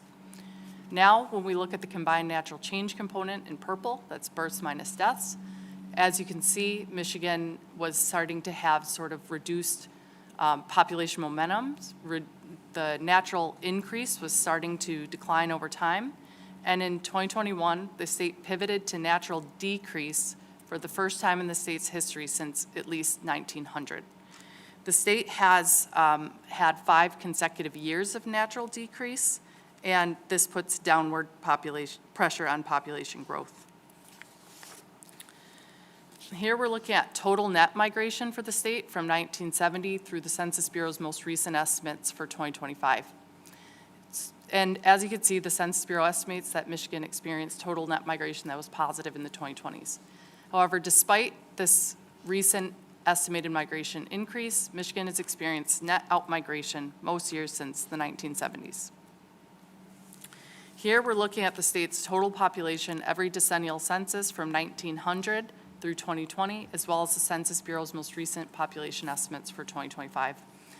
The Census Bureau estimates that the state's population experienced slight increase from 2020 to 2025. However, the state's population has been hovering around the 10 million mark since 2000. The state's population trajectory has been flat the past 25 years due to decreasing births, increasing deaths, and uneven migration. I'm going to spend some more time looking at some interesting recent migration trends in Michigan and across the country. Here we're looking at the international component and the net domestic component separately for Michigan. As you can see, Michigan's recent net migration increases in the 2020s were driven by estimated international migration increases as well as reduced net domestic loss. In the short term, Michigan's potential population growth is sensitive to migration. As I mentioned, the state has had some recent population increase from 2020 to 2025, and that is due to total net migration that was high enough to offset the 5 consecutive years of natural decrease in that period. However, international migration was already leveling off in 2025, consistent with national trends. And Michigan's recent domestic migration improvements are likely due to reduced outflows to other states, i.e. fewer people leaving Michigan, more so than increased inflows. When we compare trends across U.S. regions in the 2020s, we can see that net domestic migration has been net negative in the Northeast and West, improved but near net zero in the Midwest, the broader Midwest region, and high but leveling off in the South. Net domestic migration patterns had a recent peak across the United States in 2022, but have been leveling off since then. So what we need is simply more time and more data to see whether and to what extent these migration trends persist into the future. However, it's something we are actively monitoring. I'm now going to pivot to looking more closely at recent birth trends in Michigan. So in this chart, I am zooming in on the total number of births in Michigan from 1980 through 2025. And zooming in like this allows us to more closely see the pronounced decline in births starting in 2000. This sharp drop happened during the Great Recession and is consistent with national trends. Michigan and the nation have not recovered to the same level of births that they had in the early 2000s. And to keep things in perspective when we're thinking about shrinking birth cohorts and that impact over time, the 2007 birth cohort will be entering their 20s the next few years. So you can see that the effects of shrinking birth cohorts have already hit the K through 12 age population. They're hitting the higher education sector now, and they will continue rippling through the labor force in the next 25 plus years. So here I'm tying together births and deaths, again, in that combined natural change component and looking at projected natural change through 2050. So as I mentioned, we already had 5 consecutive years of natural decrease in the state. However, we project that this natural decrease will steepen if births continue declining, and particularly as baby boomers age. And that's because the state's pronounced birth decline since 2000 and increasing deaths are already baked in the state's population structure, so to speak. Looking at potential population growth over a long term, potential population growth in Michigan would depend on consistent and higher levels of net migration to offset steepening natural decrease, particularly as baby boomers age. So here we're looking at the effects on the total age distribution for the state projected through 2050. So we're looking at the share of the total population that these 3 age groups have in Michigan. We have our youngest population, ages 0 to 24 in green. We have our population of working and family age adults, ages 25 to 54 in orange, and we have our older adult population, ages 55 plus in purple. We project that Michigan's youngest population will continue declining, and that the share of Michigan's working age adults is projected to remain flat or decline while the share of older adults increases. Now, in that previous slide, I was breaking down older adults as simply ages 55 plus. However, whenever we're looking at the age distribution for older adults, it's important to look at a more detailed age breakdown. And that's why for this next section, I'm going to focus on projected increases in the oldest adults, ages 75 plus. Because when we treat people over age 55 or 60 as one group, that can obscure major differences in health and care needs, for instance, thinking about impacts on the elder care and healthcare industries. And with that, I'll go to my next graph. Here, we're looking at projected within group percent change in the population for 65-plus age groups. And I've provided that more detailed age group, looking at the projected change through 2050. So we have our younger seniors, ages 65 to 74 in green, and we have our older adults, ages 75 to 84 in purple, and then we have our very oldest adults, ages 85-plus in orange. And what you can see is that our population of younger seniors, ages 65 to 74, has already plateaued. And this is essentially tracking the age progression of the baby boomer birth cohort as they age up and through these different age classes. And as you can see, the growth rate among Michigan's 75-plus population is projected to outpace that of younger seniors. And you can see those consistent and substantial increases in our very oldest adults, ages 85-plus. And Wayne has already touched on some of the topics in this slide. When we're thinking about Michigan's aging population, particularly the increases in the very oldest adults, we'll need to consider growing elder care demands. Elder care occupations are projected to have high growth in our employment projections for Michigan.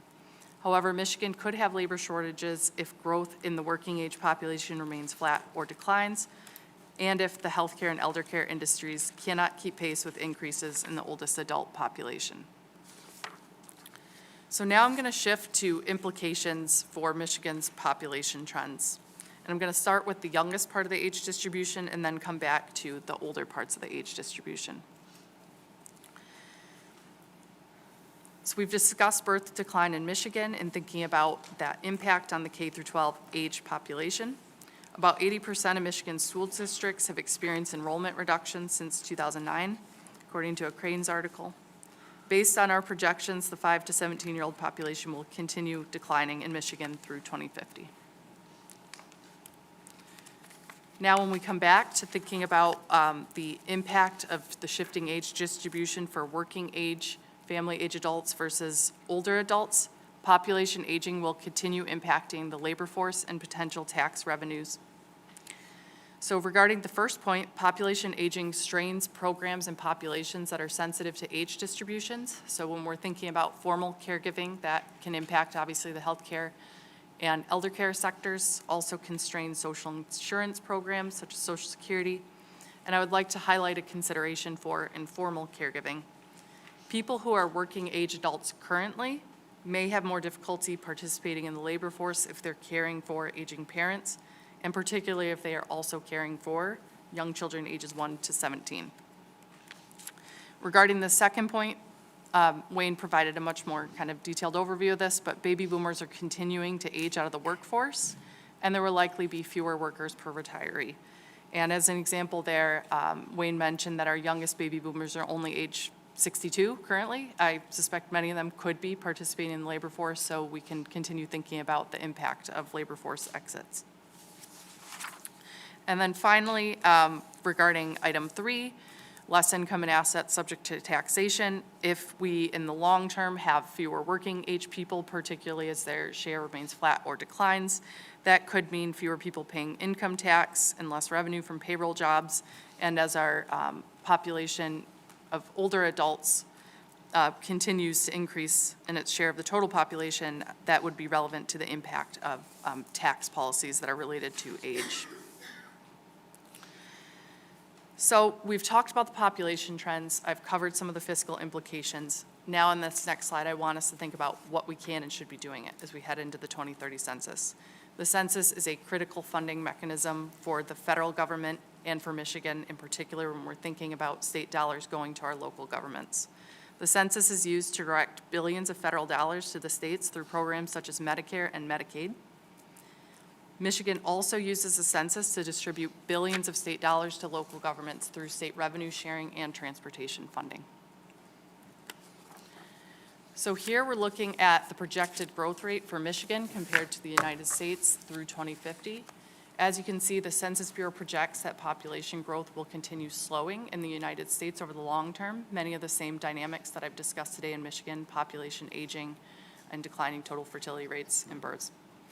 However, you can see that Michigan's population growth rate is projected to remain even lower than the nation through 2050. And this is something we're going to want to consider when we're considering national representation through apportionment as well as federal funding formulas. However, there are several headwinds going into Michigan's 2030 census count. I've mentioned, throughout the presentation that Michigan has had 5 consecutive years in natural decrease, that is more deaths than births, from 2020 to June 2025. And I want to emphasize this point. This is the first time in Michigan's recorded history where the state had even 1 year of natural decrease heading into a census, let alone 5. Now, also, when we're thinking about the decennial census and enumeration, it's important to consider self-response rates, that is, households participating in the census, supplying their own information, which improves the count. If we look at other key federal surveys, such as the ACS and the CPS, Michigan's response rate has been declining in the 2020s, and we can consider that this is a potential bellwether for participation in the 2030 census.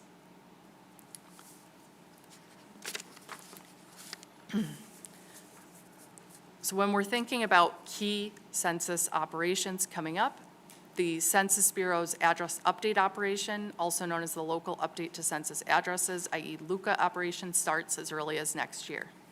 This is important because the Census Bureau uses the updated address list to identify where people live and to enumerate areas with low self-response rates. This is how the Census Bureau knows how to conduct non-response follow-ups and other data operations for a more complete count. So on this slide, I have a map of 2020 census self-response rates in townships across the entire state. And when we're thinking about address update operations, and one of the most important first steps is who is eligible to participate.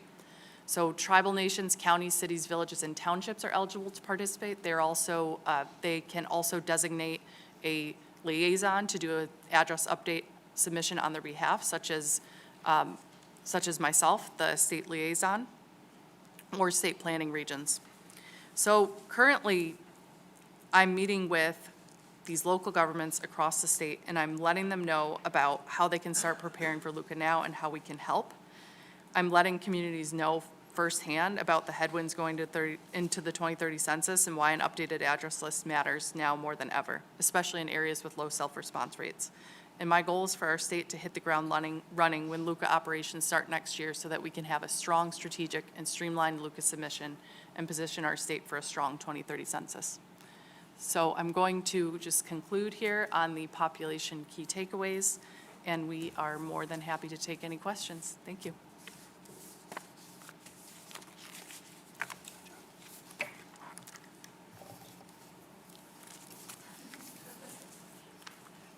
That was a lot. Not quite sure what to ask, except for a couple things popped into my mind. On that in and out migration, are there sort of age-specific coming in, leaving? So we have looked at migration trends by age, and sorry, I'm just going back to the slide, and found that in the early 2020s, so far, there have been reduced outflows among adults in their 40s and 50s, as well as children ages 1 through 17. And in you're looking, are older people living longer or about the same? So over a long term, older people do have increased life expectancy, which is also going to contribute to that large population at the top of the age distribution.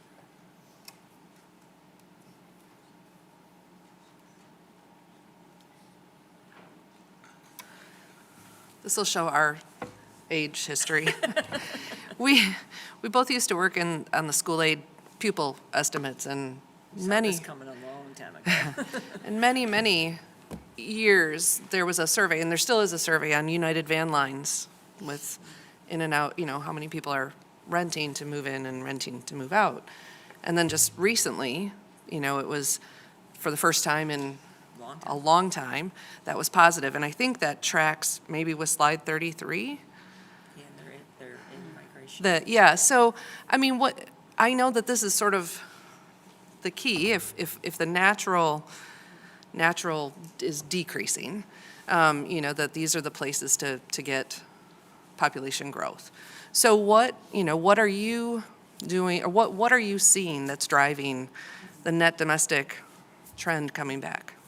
So Michigan experienced net domestic increases in 2025 for the first time since at least 1990. And when I looked more closely at the data, it's always important to try to break out inflows and outflows separately, because net migration is people coming in and people going out. And it appears that these trends of net domestic improvements were driven by reduced outflows to other states, more so than increased inflows.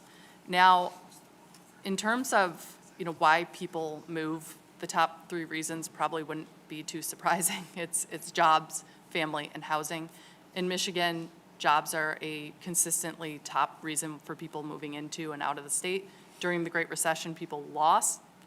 Michigan had kind of a net loss among people listing jobs as a reason. And then after the Great Recession kind of subsided, that flipped to us becoming a net gainer for jobs as a reason. What we don't have is great data on why people decide to stay in the state. And I think this, given the importance of outflows and some of these recent domestic improvements in the state, that would be a wonderful piece of information to have.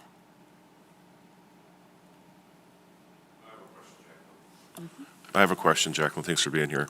Some of this information is kind of depressing, actually, but I'm glad I'm seeing it because we need to identify the bad things that we have in Michigan to make it better. I just got an off-the-wall question for you, and I think there's probably no one better qualified in this room to answer these questions than both of you. If we eliminated our income tax in Michigan, how long would it take us to get 1 million people back here? So I do not do policy making. I don't. Just, can you sorry, give do me, policy could you analysis. guess, would it take, like, in order to reverse our population decline to get people back to Michigan, would it take 6 months or a year? If we eliminated our income tax, it's my understanding and belief that we would be a magnet to people coming to Michigan. And we should probably have another 4 to 5 million people in Michigan if we had similar growth to other comparable states, too. So I think if we eliminate our income tax, it'll be a huge positive for us to get more people back to Michigan. So I can't comment on policy, and we don't conduct policy-related analyses. It's really focusing on sort of the demographic inputs into these population patterns. But I would say part of what makes policy analysis challenging is looking at both the national economic Well, could you conditions. could you look at other states and find out, if they eliminated their income tax on day A, it was year B before they had 1 million more people, for example? So I haven't conducted policy or, economic impact analyses. Could you look into that and just to compare Michigan to a couple different states if we did something similar to that? I'd be happy to provide an overview of population trends in other states, including states that have no state income tax or lower income tax. All right, thanks so much.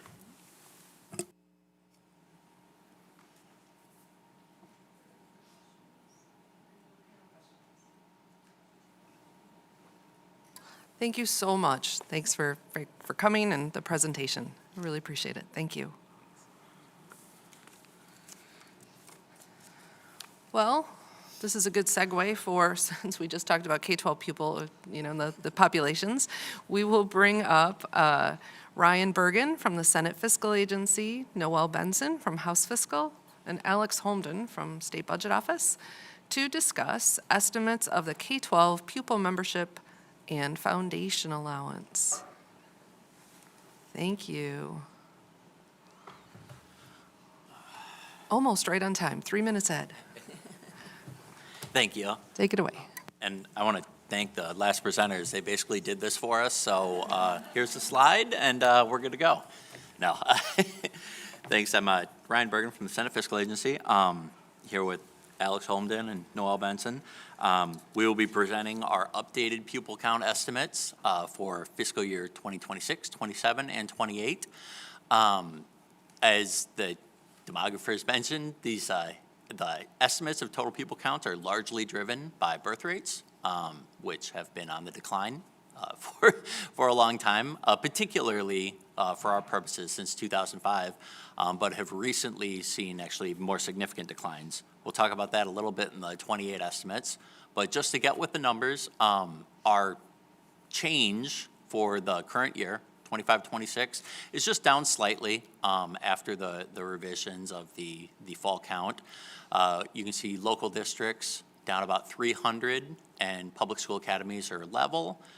That leaves us with a proposed consensus estimate for LEAs of 1,216,300, and public school academies 155,200.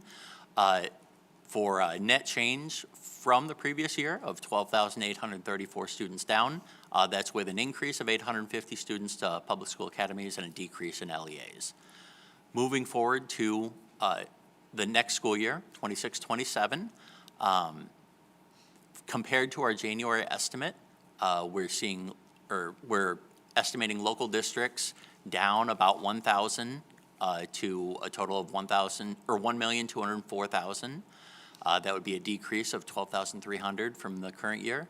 Public school academies are down from our January estimate by 700 to 156,000, but that would still be an increase of 800 over the previous year.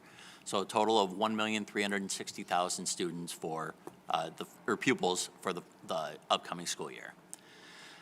For fiscal year 27-28, the decrease was a bit larger.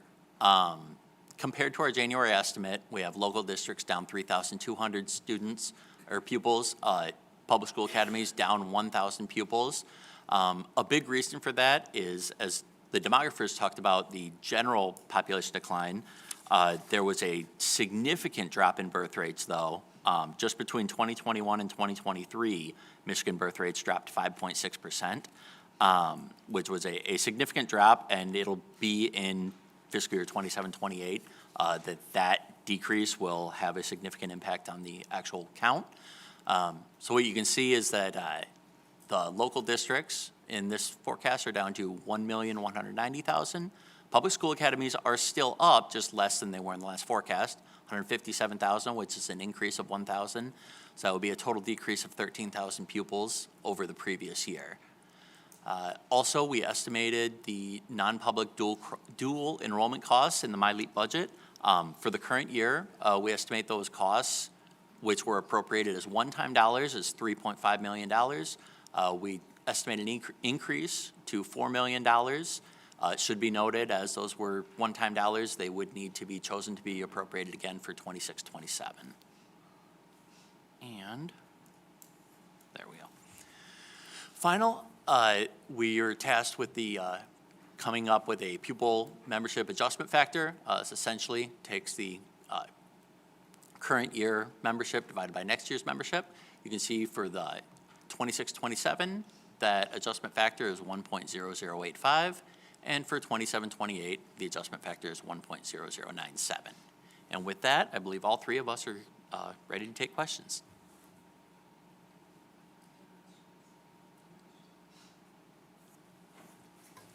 Thank you. I would entertain a motion to adopt the estimates presented, the adjustment factor. Make the motion? Support. All in favor? Aye. Thank you. Thank you. Appreciate it. Thanks for the work.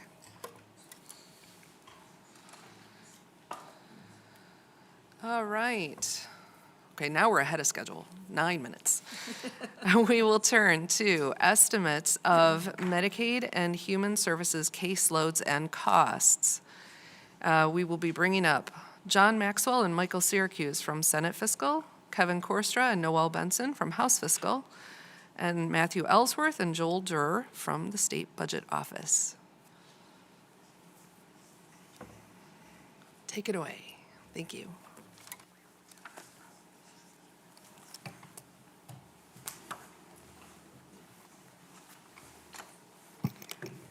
I think we're going to start with the Human Services and Medicaid portion that excludes childcare.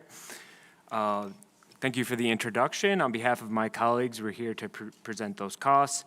I would like to take a moment. It's only a few numbers, but it represents a large effort from many people. from the department to State Budget Office and the fiscal agencies, and I'd like to thank them all for their assistance. Getting into the numbers for the change from fiscal year 2025-26 enacted, the gross increase is 1.1 billion. The GFGP increase is 301.4 million. And the allocation of that is a $30.5 million increase in human services, a $38.5 million GFGP increase. For Medicaid, it's 1.05 billion gross and 263 million for Medicaid. For the out years, they are presented together with no change between 27 and 28. It's a $50 million increase gross, a 33.8 million GFGP increase. And the allocation on that is $18.2 million gross, $12.3 million GFGP for human services, and $32 million gross, $21.5 million GFGP for Medicaid. And in keeping with staying ahead of schedule, we'd welcome any questions.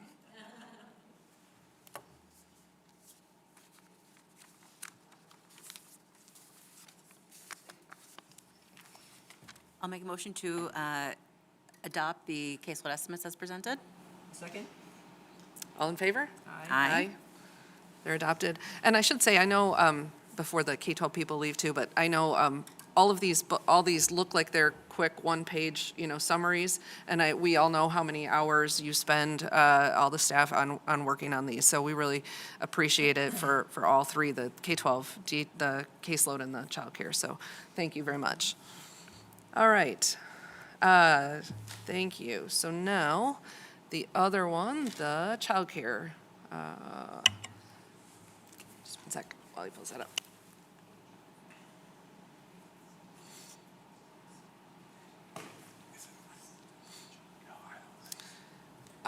Okay. Take a 2-minute recess real quickly.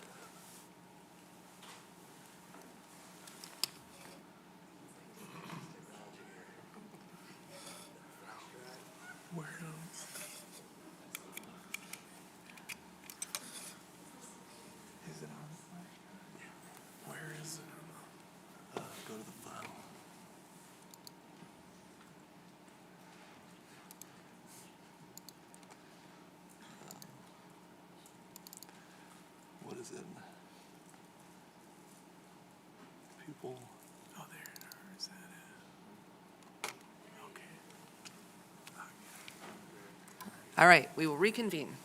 Go ahead, Michael. Good morning. Michael Syracuse from the Senate Fiscal Agency. To my left are Noel Benson from HFA and Joel Durr from the State Budget Office.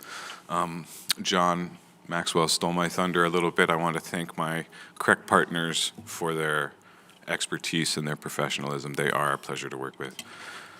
In regards to child development and care caseloads and costs for the current year and for the fiscal year 26-27, prior year case estimates for the current year are mostly unchanged. For the remainder of the current fiscal year, we project those to be at $29,300 with annual, per case costs of $1,670. That would be a difference from the current law, an increase of $43.9 million. But we do not project any need for general fund, general purpose dollars to contribute to this increased cost at this time. The federal amount of money, the carryover that we have on an annual basis, is a bit of a moving target, but for the current year, we project that the federal dollars will cover the increase for current fiscal year 25-26. For fiscal year 26-27, we have, again, increased caseloads between 2,000 and 3,000. We have 2,000 for FY27, and a very small, less than a percentage increase in the cost per case. But that will result in another $88.1 million increase overall, of which $76.9 million we project would need to come from the general fund, general purpose dollar amount. It's pretty simple, just this one page, and we'll take any questions. Thank you.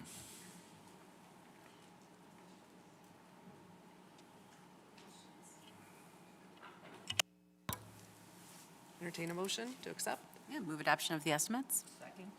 All in favor? Aye. Aye. Thank you so much. Appreciate it. All right, we will turn to the next item on the agenda.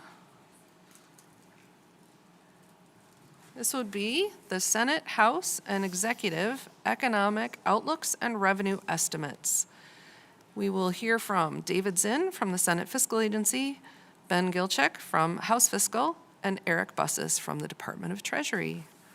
Please join us and look forward to the presentation. Thank you.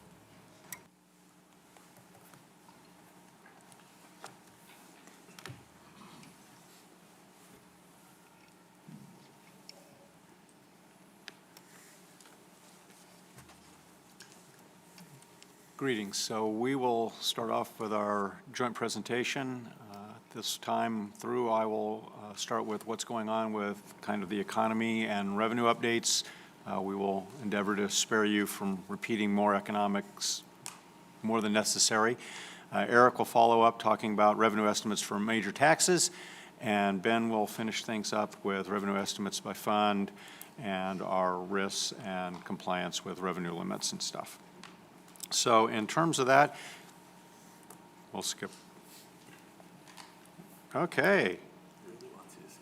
It really does not want to do the econ slide. Okay. The bit of economics here for this is the U.S. real inflation-adjusted GDP. You can see the quarterly path for the history over on the left side. You can see it's jumped around a bit, but generally it's worked out to be something slightly above trend in 2024, ended up being about 2.8%. In 25, ended up being about 2.1%. You can see our forecasts on the right. The administration expects that we'll have some weakness, primarily driven by consumers in 26 and early 27, leaving the way for some improved, more rapid growth in the out years. The House, you can see, sees that consumers will kind of muddle along, and then we'll get some increased growth in the out years. The Senate's path looks a little bit more like RSQE's, with a bump in the middle of 26, largely driven by investment and increased energy exports, and then kind of more stable growth in terms of the out years. In terms of our revenues for our major taxes, individual income tax, sales tax, and use tax combined represent about 75% of combined school aid fund and general fund revenue. We can, and for income tax, you can see here that all of the major components, both the income in terms of annual payments, withholding, estimated payments, are up from what we were forecasting in January, but so are refunds. On a net basis, we are net considerably up. We were forecasting 4.9% growth in January, and right now our year-to-date growth is 7.9%. Sales tax, despite the fact that people seem to have higher income, they're not spending it at levels that we would expect. We were expecting a decline of 4.1% in January, largely because of the sales tax exemption for motor fuels, but it's been a little bit weaker than that. Use tax, on the other hand, has been stronger. Net, because use tax isn't quite as much in terms of magnitude, the combined sales and use tax is down about 2.3% in terms of our year-to-date growth rate. So breaking in the components of what's on that chart here and looking at it a little more in detail, here you can see withholding. Withholding ends up being the largest source of revenue for the state's own source revenues. It's about $14 billion a year. It's largely composed of what goes on and with wages, with employment, hours in terms of overtime, and even for retirees, you know, what's going on with their pensions and stuff. And we'll talk a little bit more about that on a future slide. Tight labor markets help us with withholding, so that stability you've seen with the dynamics that we've talked about with people leaving the labor force, kind of offsetting some of the dynamics of weak job growth, helps support withholding because you need to keep people's wages competitive to keep them in the labor market. But you'll also notice that seniors are also subject to withholding, and we've expected that because of the tax reductions that have been adopted that there would be less withholding from them, and that's been somewhat slow to be adopted.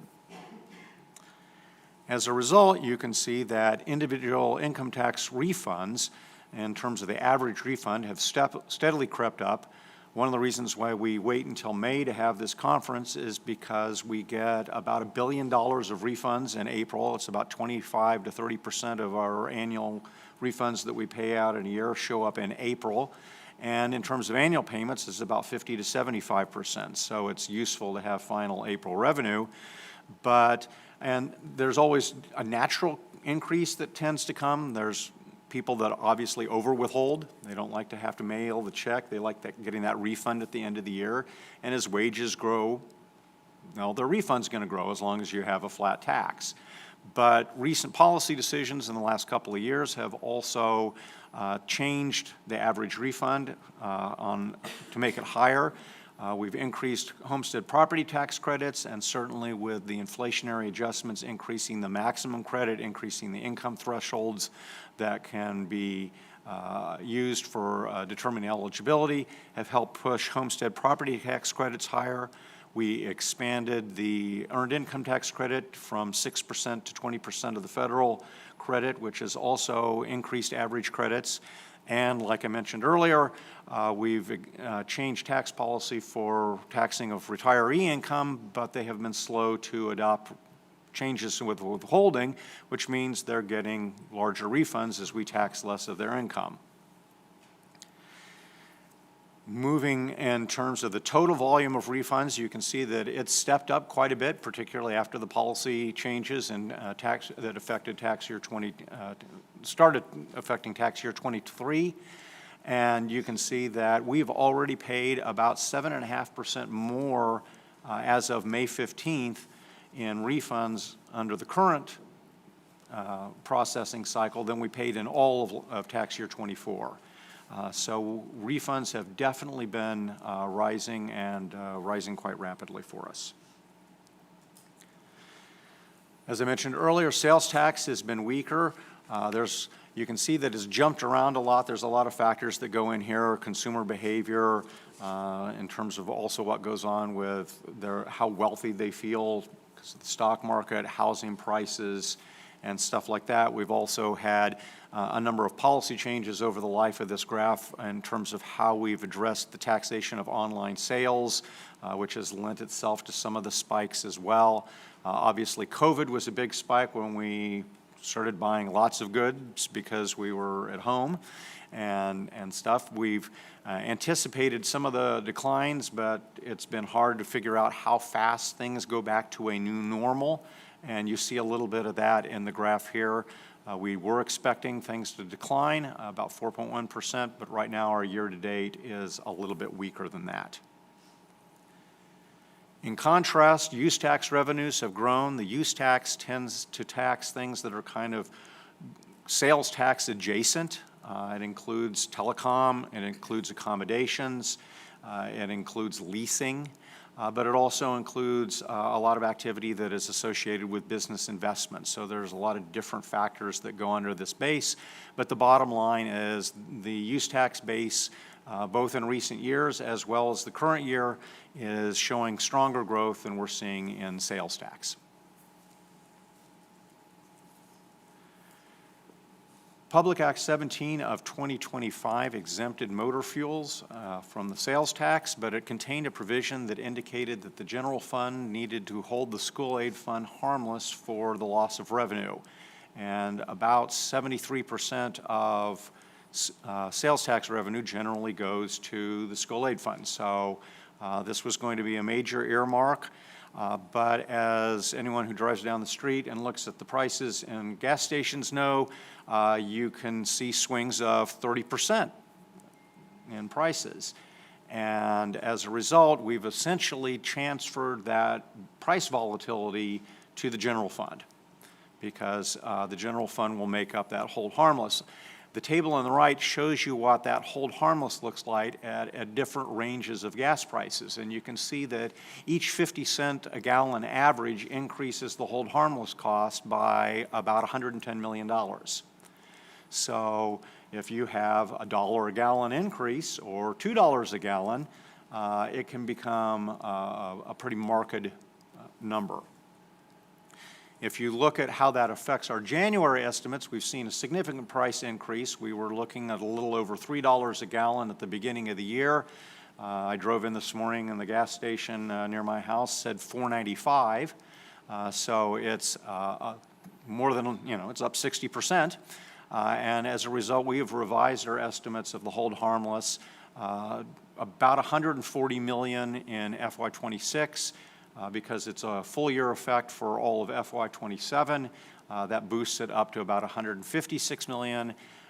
Because of supply constraints, damaged infrastructure in the Mideast and stuff, we're expecting a different gas price path going forward.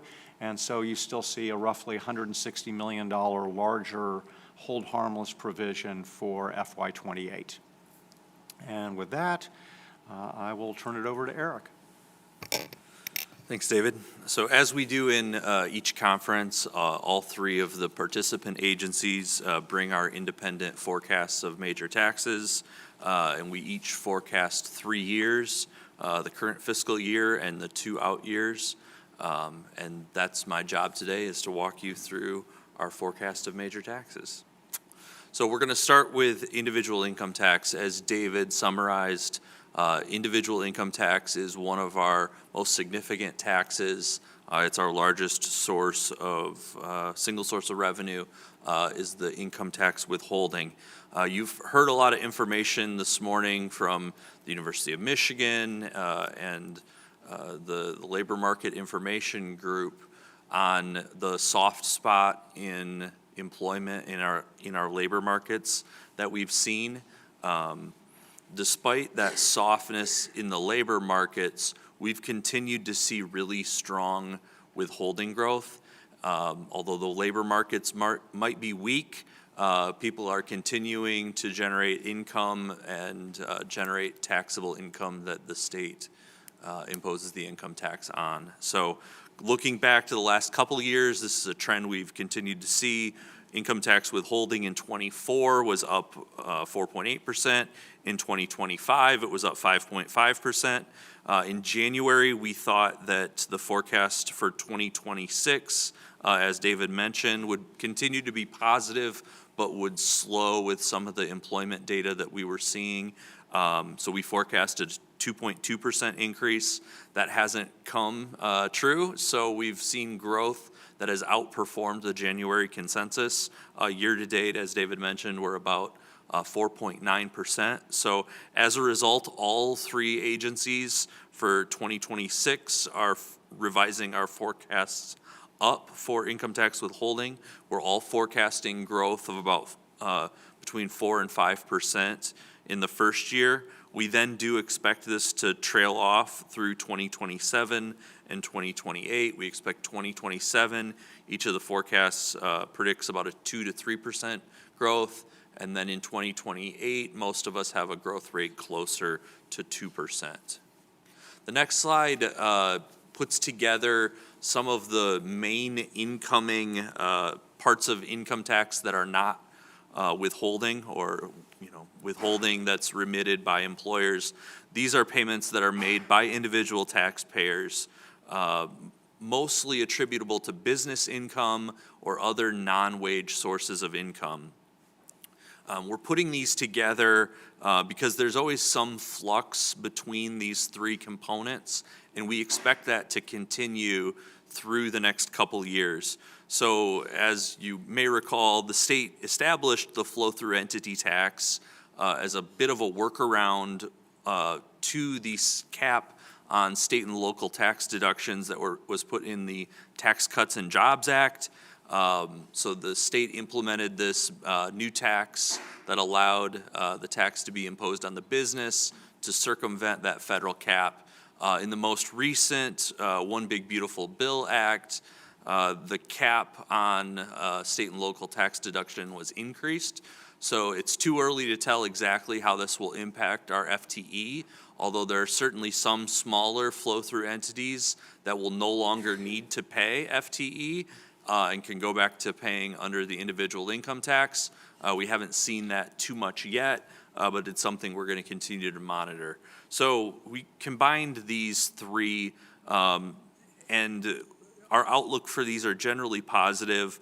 The current year has been strong. We've seen positive growth.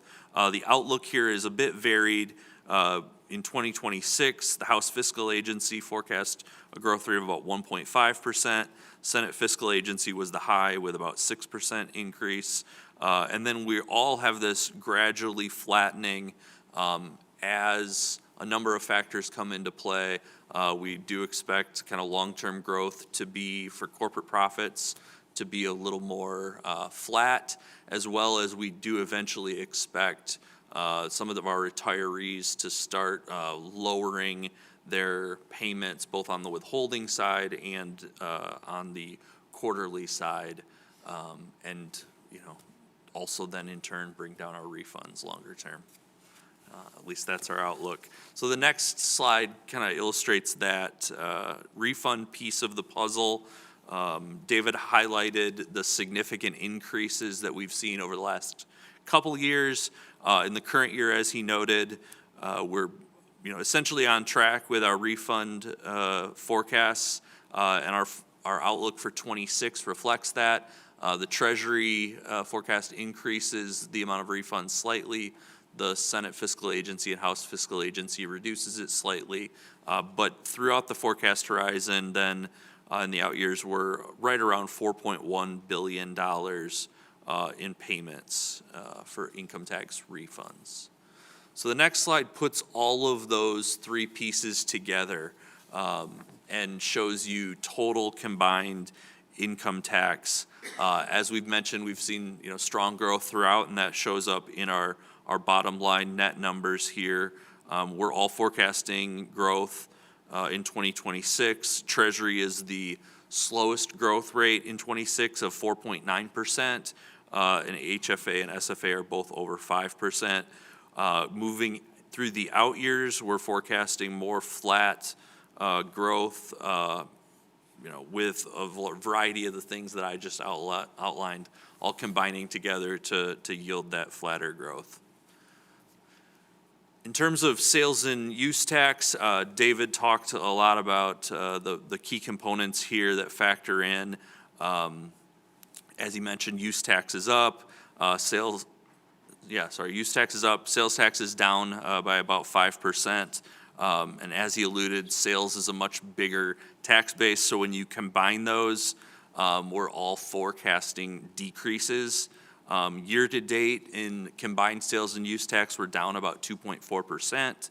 Our forecasts all show that growth or that slowdown to continue through fiscal year 2026. HFA is the most optimistic with a decrease of 3.9%, where SFA is the most pessimistic with a decrease of 5.6%, but still in a pretty tight band there. And that continues through the forecast horizon. We all have similar outlooks in 27 and 28, with growth of about 1% from the prior year in 27 and about 2% in 2028. But the differences that we have in that first year just carry forward through the forecast horizon. On corporate income tax, this is a tax that has been quite volatile. In 2025, we saw our weakest year in at least the last 4 years. We were down about 10% from the prior year. We're all forecasting increases from 2025 in CIT. Senate Fiscal Agency has a forecast of about 7%, and the House Fiscal and Treasury estimates are a bit higher. Those trends continue through the forecast horizon, with roughly flat growth through 27 and 28. The final major tax that we'll talk about is the state education tax. We're all forecasting strong set growth in 2026. This is driven by property values and inflation rates. Treasury also conducts a survey of equalization directors for the May consensus, so that we have a bit of a preview of what we will be receiving in the end of 2026. We had great response from that survey, and that's part of the reason why we all have exactly the same forecast in 2026, is we're all relying on our local government partners, and they're showing that we're going to have a increase in set of about 5.1%. We forecast continued growth because of higher gas prices and higher inflation rates. That's going to impact the inflation rate multiplier under the property tax system, and that's going to drive set collections higher through the forecast horizon. So with that, I'll turn it over to Ben to put all the pieces together. Thank you, Eric. Now I'll put everything together. You just heard from David and Eric in their presentations and present the fiscal agencies and administration forecasts for general fund and school aid fund. This slide here indicates total combined baseline GF and SAF revenue for each agency. Just a reminder that baseline revenue represents changes in revenue that are driven by changes in the economy and are comparable across fiscal years. Net revenues, on the other hand, which you will see in a few slides, include the impact of recently adopted tax and policy changes and represent the amount of revenue available for appropriation. This is also where I should maybe have us all stand up and summarize the next set of slides, because I think what you can see here, and then we'll continue to see in subsequent slides, is that generally our relative individual physical heights represent our forecasts of GS and SAF revenue. I'll be on the high end across the board, so. In all seriousness, you can see HFA represented the high point across all 3 fiscal years.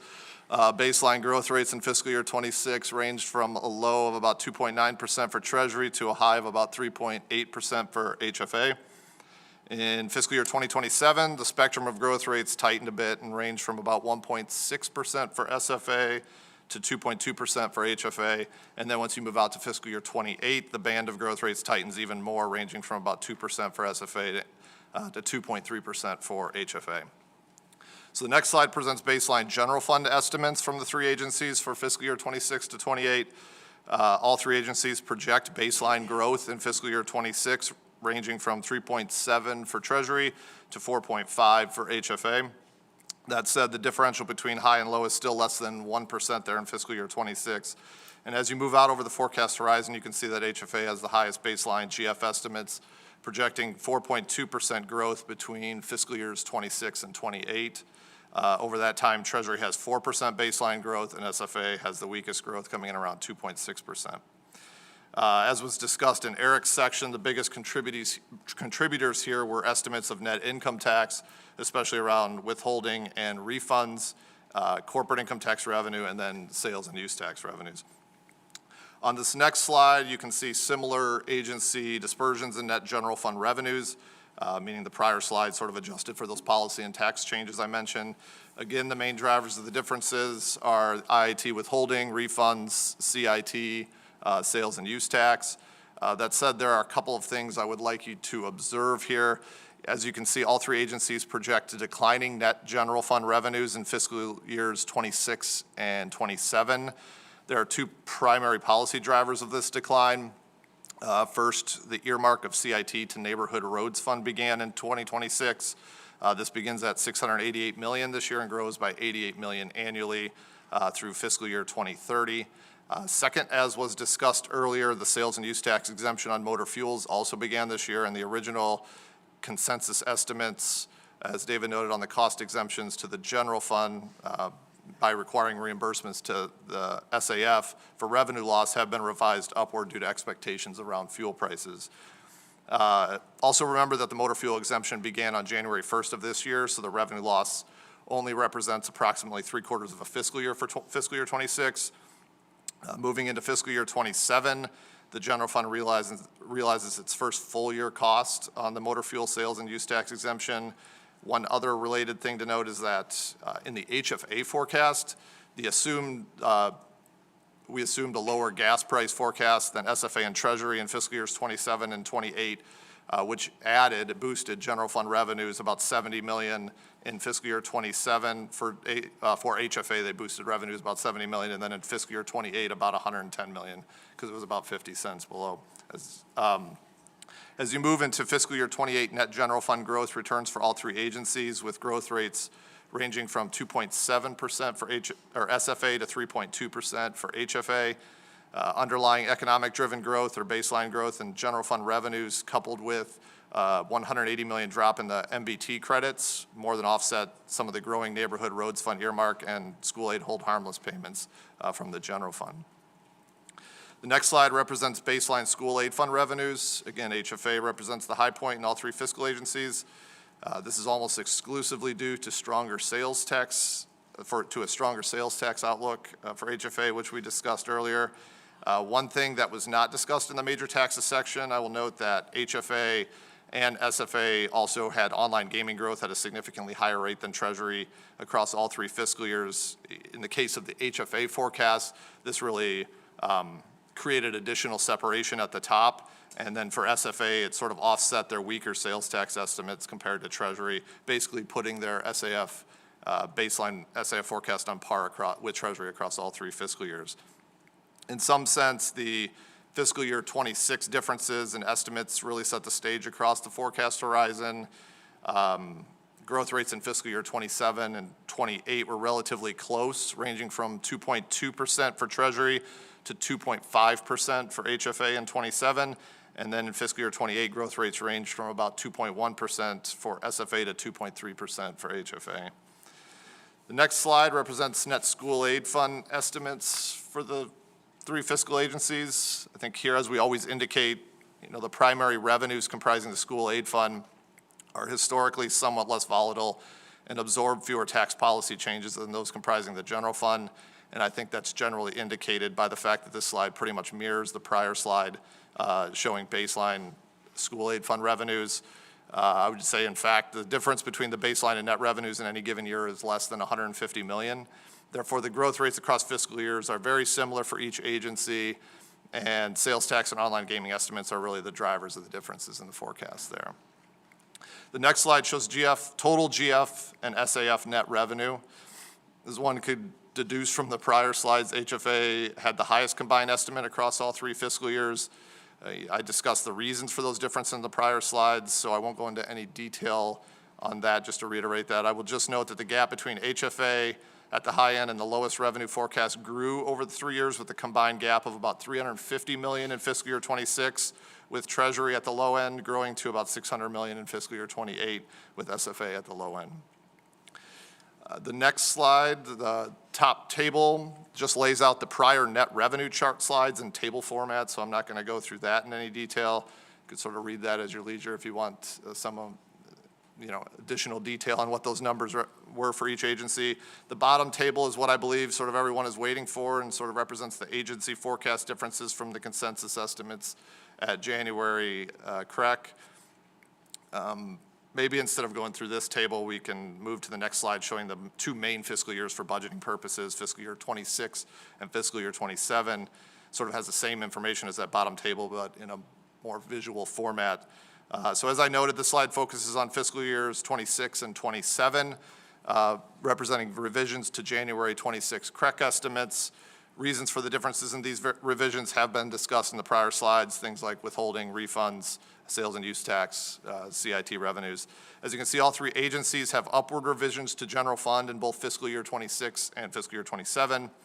HFA and SFA revised fiscal 26 general fund up about $300 million, and Treasury revised it up by just under $150 million.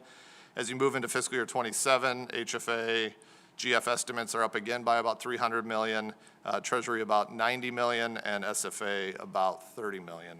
As for school aid, HFA revised fiscal year 26 up by just under $200 million, and fiscal year 27 by just under $250 million. SFA included an upward revision of about $40 million in fiscal year 26 and $35 million in fiscal year 27.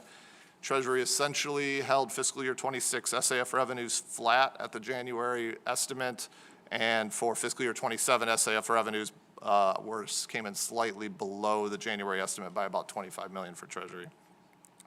The next slide represents the Budget Stabilization Fund pay-in and pay-out calculations. Here, if inflation-adjusted personal income less transfer payments grows by more than 2%, then there would be a calculated pay-in. If it declines, there would be a calculated payout of the BSF, which is statutorily capped at 25% of the prior year fund balance. I will note that regardless of what the calculated pay-in or payout is, it is not mandated. Rather, it would still require a legislative appropriation. All 3 agencies did calculate a payout of up to $538.7 million during fiscal year 26. That just meant that there was negative growth in inflation-adjusted personal income less transfer payments, and the $538.7 million amount just represents 25% of the prior year BSF balance. Section 26 of Article 9 of the Constitution limits the amount of revenue the state can collect from taxes and other sources to 9.49% of a lagged measure of personal income. In years where revenue doesn't grow as fast as income, the gap between the limit and the actual revenue increases, and vice versa. When revenue grows faster than personal income, the gap shrinks. The dark blue bars on the right of the chart represent the average of the agency forecasts, and you can see that we have us growing from about $11.4 billion in fiscal year 25, $11.4 billion below the revenue limit in 25, to about $15 billion below the revenue limit in fiscal year 28. This last slide represents risk to the forecast, and as you've heard, geopolitics and international conflicts and the resulting effect on energy prices probably present the most immediate risk to the forecast.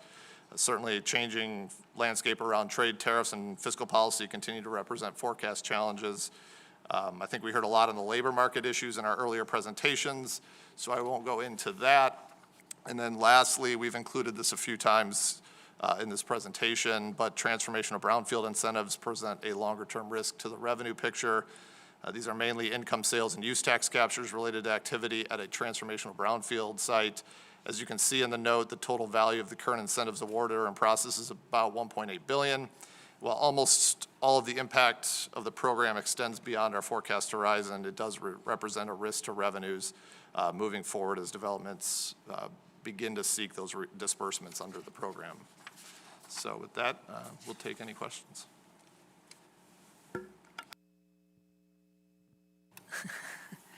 So back to to the slide you did at the beginning about kind of refunds in general and sort of where you see refunds and the reasons why the refunds are off.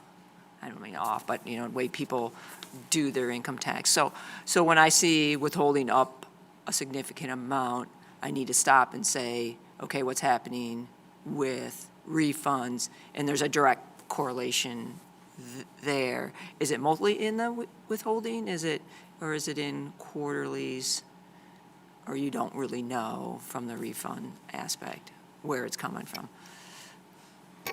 I think for the extent that we're talking about the pension tax changes, Is that really- most of that is showing up in withholding, because, if you've elected to have withholding out of your retirement benefits, that rolls over every year, you don't look at it, you might have to call a 1-800 number to change it, it's kind of difficult, you probably just stick with the status quo. We think that people have to take a proactive approach to make a quarterly payment, and they're probably more likely to adjust that based on their current taxable liability, whereas the withholding might be more on autopilot. So then how do you estimate that, right? When you go forward, right? It comes in as actual withholding, and then your refunds are always going to be low or off? Yeah, I think for that piece of it, because that is only one piece Well, of and the it makes a difference growth. because of the earmark that goes to the school aid fund and what goes to the Correct. general fund. Yep. Yes. Yep. So I do think as new cohorts age into the retirement picture and the current cohorts don't have income anymore, what's that? Are we done phasing in? Yes, we are, but I meant more like people retiring for the first time and filling out their withholding and setting up their 401k distributions, as opposed to the people who did that 10 years ago and it's on autopilot now. Right, but yes, the last year of the policy change in the phase-in, yes, to answer your question. So one of the things that was a big topic at several of the last CRECs was interest earnings. And I just wanted, you didn't touch on it here, but just to confirm, there's no changes up or down in any significant fashion related to common cash general fund interest earnings. No big significant changes. I think we revised it maybe $10 million. So it's roughly on track. We're starting to see those interest earnings come back down with cash balances. So it's more on track.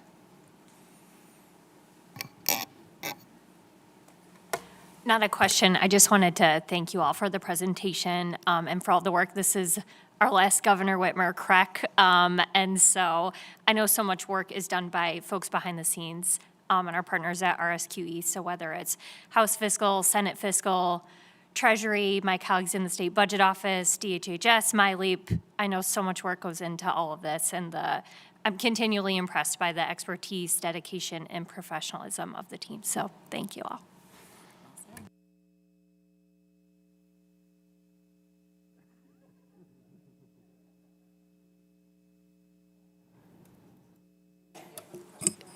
Thank you. Ben, I'm just actually curious about, I think it was one of the last slides about the constitutional amount that you can, I was just wondering if you could just see if we're in an area where this kicks in.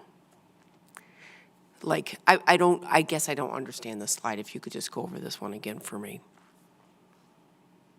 Well, like I noted, the Constitution establishes a revenue limit, sort of as a percentage of personal income. And as you can see, we are significantly below the revenue limit. Essentially that's saying that, we could have, at least in fiscal year 26, $12.5 billion more in revenue before we hit our actual constitutionally set revenue limit. Thank you. Thank you. I echo Budget Director Flood's comments and all the work that goes into it and all the time you spend answering our questions, especially. But I have some questions about the sales tax and the gas rate that somebody made reference that they were different estimates on what the projection was for what actually a gallon of gas is going to cost. So can you explain those differences and where we landed?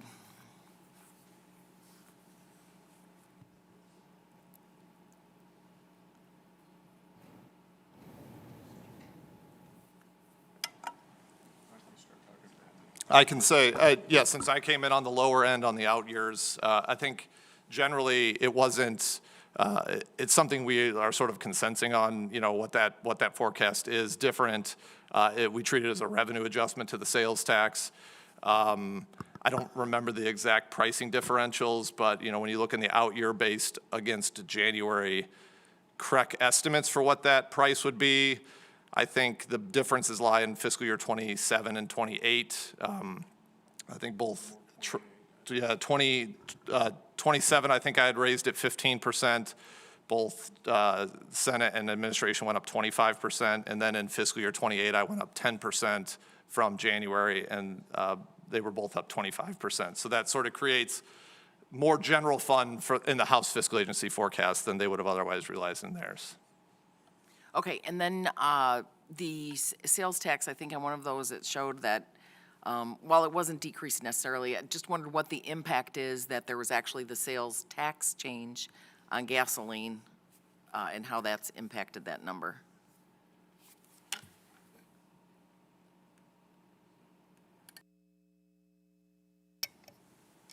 So a lot of what's driving this decline in 26 in this chart is that exemption for gasoline. So. Okay, so, I mean, well, I guess technically it's a sales tax. It really was a tax change that created it. So it's not necessarily like consumer spending is down. We're still purchasing the gas. This so is it's not a due to baseline number. It is a net number, so it reflects that tax change. change. Yes. Okay, thank you.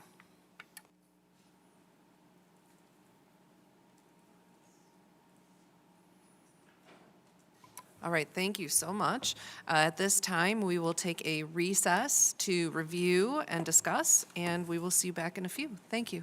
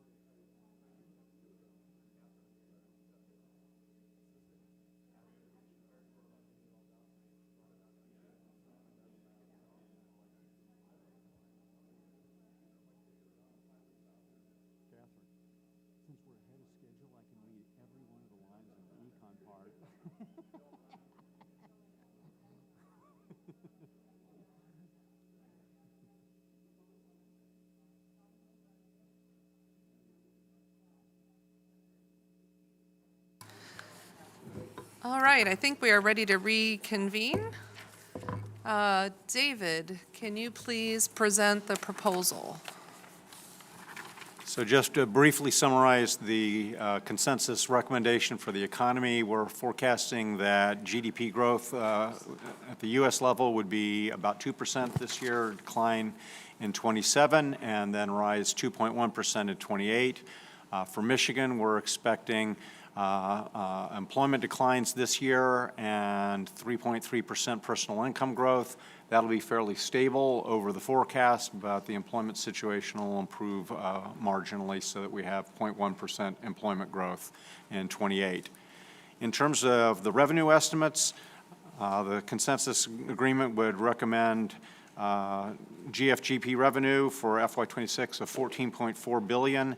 That would be up $228 million from the January consensus and represent a 0.8% decline from FY25.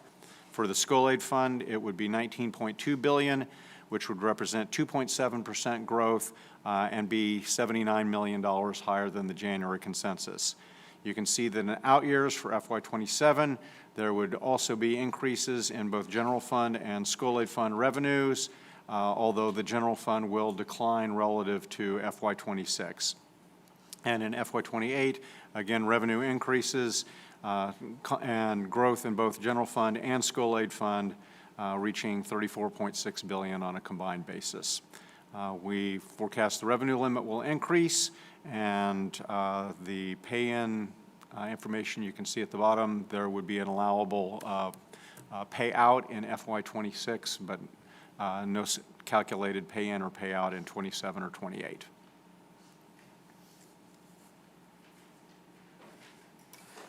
Thank you. Any discussion? No. Move adoption of the estimates as presented. Second. All in favor? Aye. Estimates are approved. Thank you. And with that, any closing comments? I think Director Flood summed it up. She did. She did. All right. Well, thank you again. Thank you to everyone who presented. Thank you to all the staff and work and people who came and listened. We really appreciate it. So thank you, and thank you to the panel. And it's been a pleasure. Thank you. Yeah. And we are adjourned.